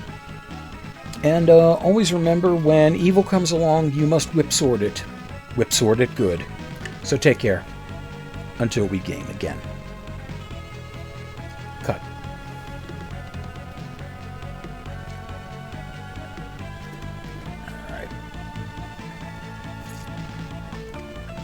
I'm gonna go ahead and shut that down because I'm gonna do some off-screen grinding, but not tonight. Okay. And we'll, of course, end with the traditional reading of the Patreons. Mike Panza, Viceroy Scorn, Rick in Baltimore, Tristan R. Dunn, D.I.O.D., Jumpy Cat, the post-production contributions of Matthew Carr Anderson, and, of course, the wonderfulness that is all of my Lycanthro fans. I want to thank you very much for being here, as always, and enjoying this. Sorry, Shadowgate was a bit of a letdown, but... you know, I had no way of knowing. But we saw it through to the end, you know, the bitter end. And it's quite alright, kitten. It happens. No worries. Yeah. I'm just glad you were here for any length of time. That's always great to have you. So, Kitten, Warrior, Aqua, Rick, everyone else who might have been here just lurking, thank you very much for coming by and sharing a Saturday night with me. So Wednesday, of course, will be Random Retro Wednesday, which going forward, the second half is going to be Skyrim, just whatever, going on in the land of Tamriel. And what will be going on Saturdays from now on will be a quick, like a, not necessarily quick game, but a game of some type, and then afterwards continuing Aria of Sorrow. So, thanks as always. Keep circulating the tapes, and most of all, take care of yourselves and be well, and I look forward to seeing you again. So, take care. Until we game again.